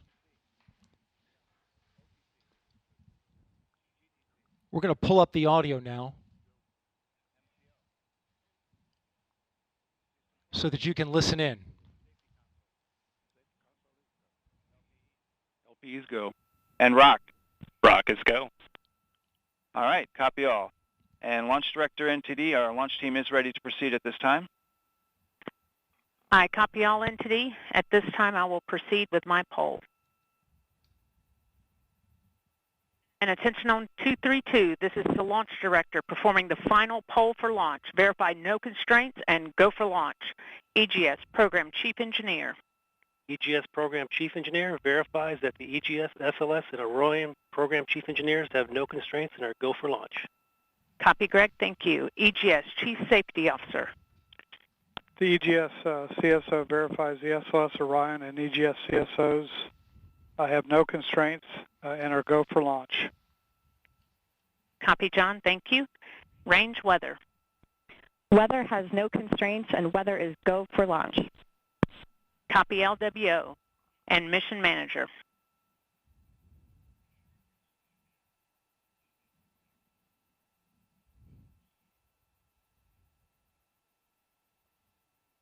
And mission manager, launch director. Launch Director, Mission Manager on 232. The mission management team has been polled. You have a go to proceed with terminal count and launch of Artemis 1. I copy all. Thank you. And NTD, Launch Director. Go ahead, Launch Director. Yes, sir. On behalf of all the men and women across our great nation who have worked to bring this hardware together to make this day possible, and for the Artemis generation, this is for you. At this time, I give you a go to resume count and launch Artemis 1. Copy, Launch Director, and thank you. All right, we do have a couple of steps to configure, and then we will be ready to resume the clock. CVSE, NTD. CVSE here. Initiate recording of Orion cameras at this time. In work. NTD. RSR here. Perform the booster ignition SNA arm rotation enable. NDT, RSR, booster ignition SNA arm and rotation enable is complete. And I copy. Thank you. Okay, so there you heard the poll from Launch Director. Early.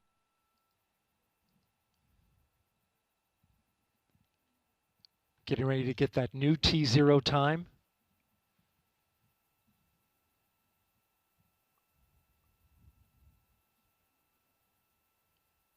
The poll that you heard was the NASA Test Director's poll. And all right, and we have verified no cutouts at this time.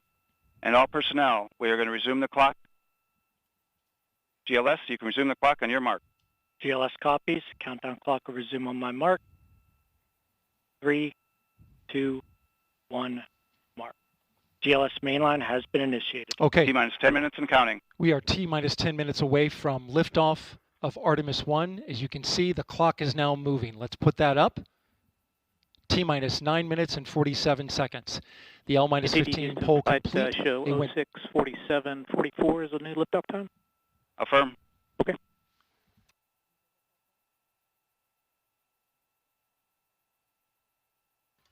Oh, 1:47:44. 1:47 AM Eastern Time and 44 seconds.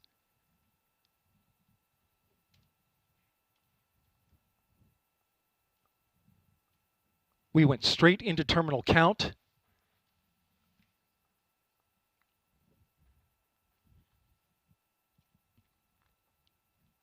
Liftoff now 9 minutes away. So terminal count. Control has been given over to the GLS, the ground launch sequencer, a computer and software that is doing all of the commanding and monitoring of the Space Launch System.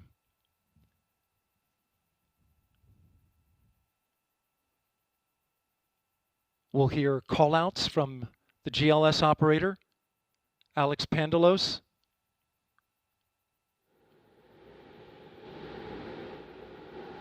As well as NASA Test Director Jeff Spaulding. GLS is pre-tensioning the umbilicals at this very moment. You can see them as they run down the rocket. That's getting them ready to detach. At liftoff, those arms will swing away. We'll let go of the rocket in a clockwise direction.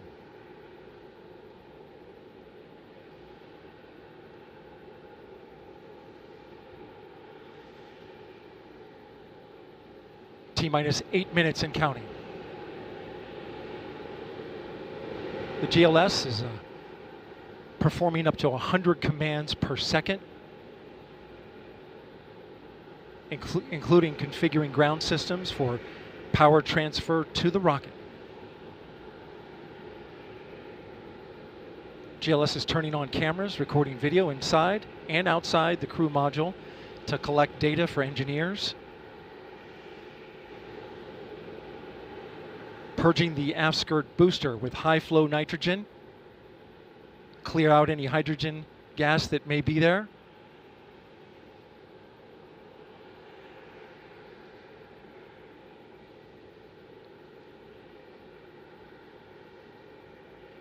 You can see the crew access arm is already retracted. When there is crew during Artemis 2, it would happen at T-minus 6 minutes. But out of abundance of caution, they went ahead and retracted the arm well ahead of liftoff. Want to point your attention to the base of the mobile launcher. If something wasn't done to reduce the power from the pressure caused by the rocket's ignition and thunderous sound, it could damage the rocket. So the ignition overpressure and sound suppression system will flood the mobile launcher with water. You'll see that sequence start at T-minus 17 seconds. Now coming up in less than 30 seconds, the ground launch sequencer will start bringing the high energy systems online, starting with core stage pressurization.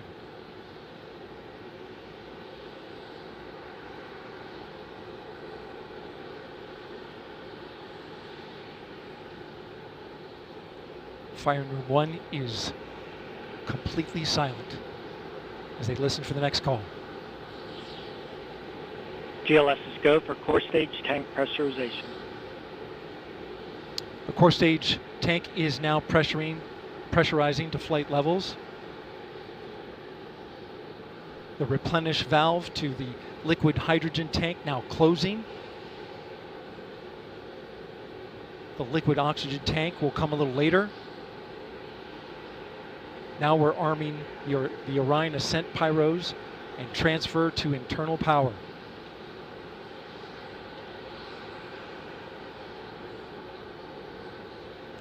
The launch abort system, or LAS jettison motor, is now armed. On this flight, the abort motor is inactive because there is no crew on board. Up next is the flight termination system, or FTS, which gives the Space Force the ability to destruct the rocket if it goes in the wrong direction. Let's listen in for that.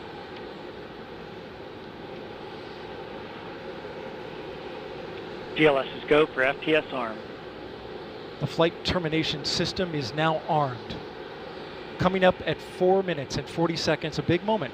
This is where the RS-25 engines and their bleed go to high flow. It's been a little tricky to dial in.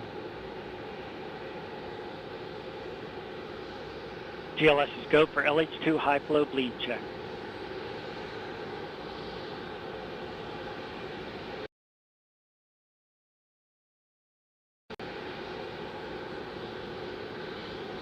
Good word, we've passed that.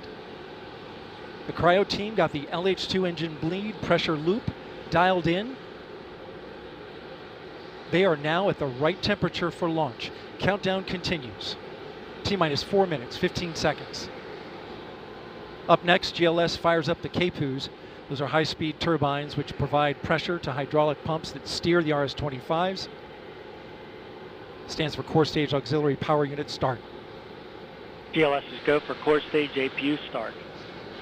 That now leads to the thrust vector control test at T-minus 2 minutes and 30 seconds. That can proceed now, and we will see the engines gimbal at the bottom of the core stage.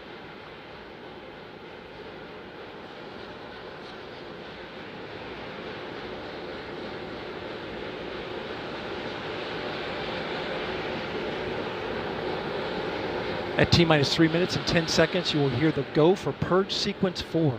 That's a helium purge of the 4 core stage engines downstream of the propellant valve, getting the air and moisture out.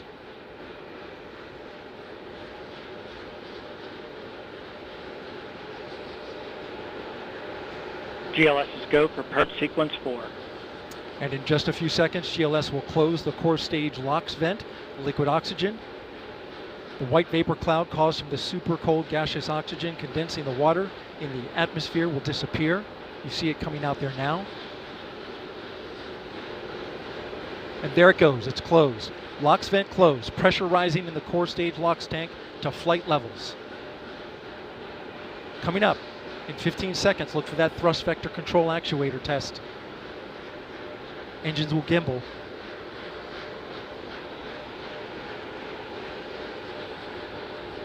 And there they go. The 4 core stage RS-25 engines gimbaling around, testing the ability to steer the rocket into space. They will operate at 109% performance. Each RS-25 throwing down 500,000 pounds of thrust. All 4, 2 million pounds. Altogether with the boosters, 8.8 million pounds of thrust. GLS is go for upper stage to internal power. Now the upper stage has gone to internal power. So power is removed from the rocket's upper stage, the ICPS, and it's been switched to battery power. The same milestone is coming up for the core stage at T-minus 1 minute and 30 seconds.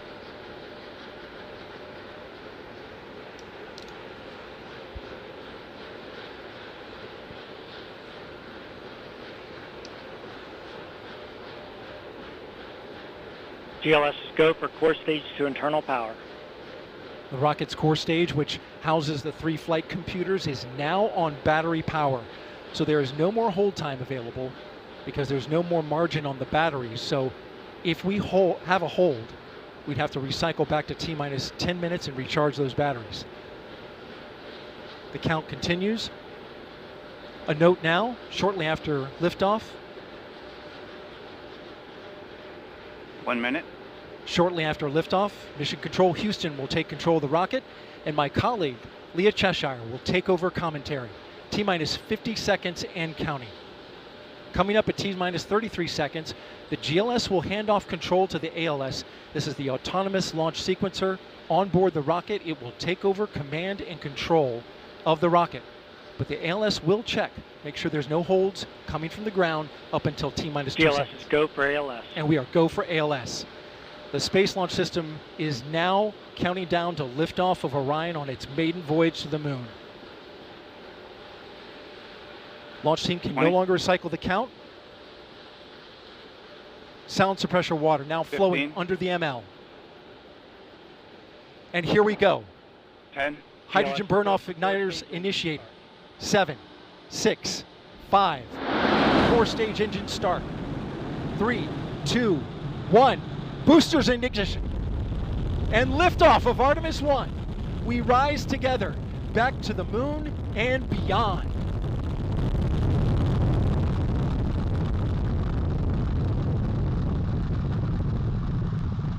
All 4 RS-25 engines on the core stage and 2 solid rocket boosters now propelling the vehicle at 128 miles per hour.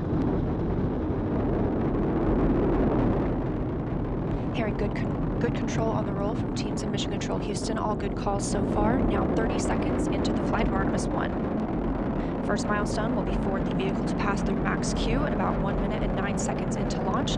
This is the greatest period of atmospheric force on the rocket.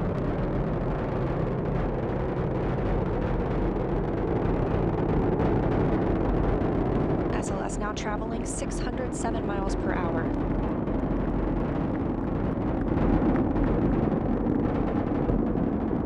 You're looking at 8.8 million pounds of maximum thrust. Quiet here in the loops in Mission Control. The 4 core stage engines are throttling down ahead of passing through max Q.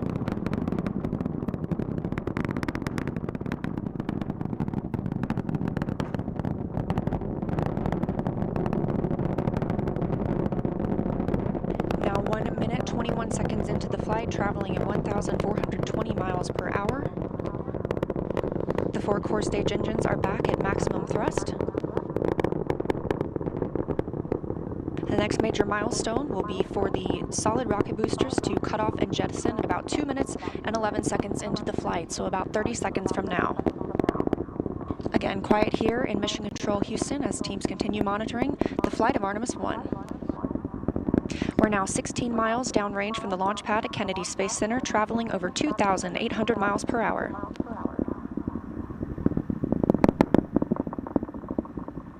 Standing by for solid rocket booster jettison and shortly thereafter.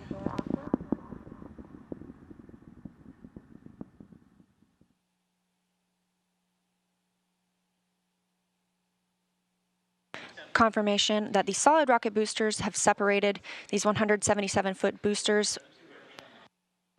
Now the core stage continues to power the flight of Orion, all 4 RS-25 engines firing, traveling over 3,400 miles per hour, 46 miles downrange. 2 minutes and 36 seconds into the flight. Hearing nominal calls here in Mission Control Houston. We've still got 4 good engines on the core stage. Next up, we'll be looking for the service module fairing to separate. This is 3 15 by 15 foot fairing panels, providing structural support, protecting the service module. Those will separate at about 3 minutes and 11 seconds into flight, and very shortly thereafter will be followed by the launch abort system separation. Just over 3 minutes into the flight of Artemis 1, now traveling over 4,060 miles per hour, 83 miles downrange. We just had confirmation that the service module fairing has separated.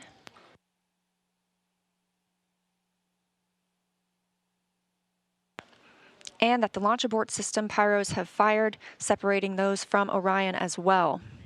For future crew members,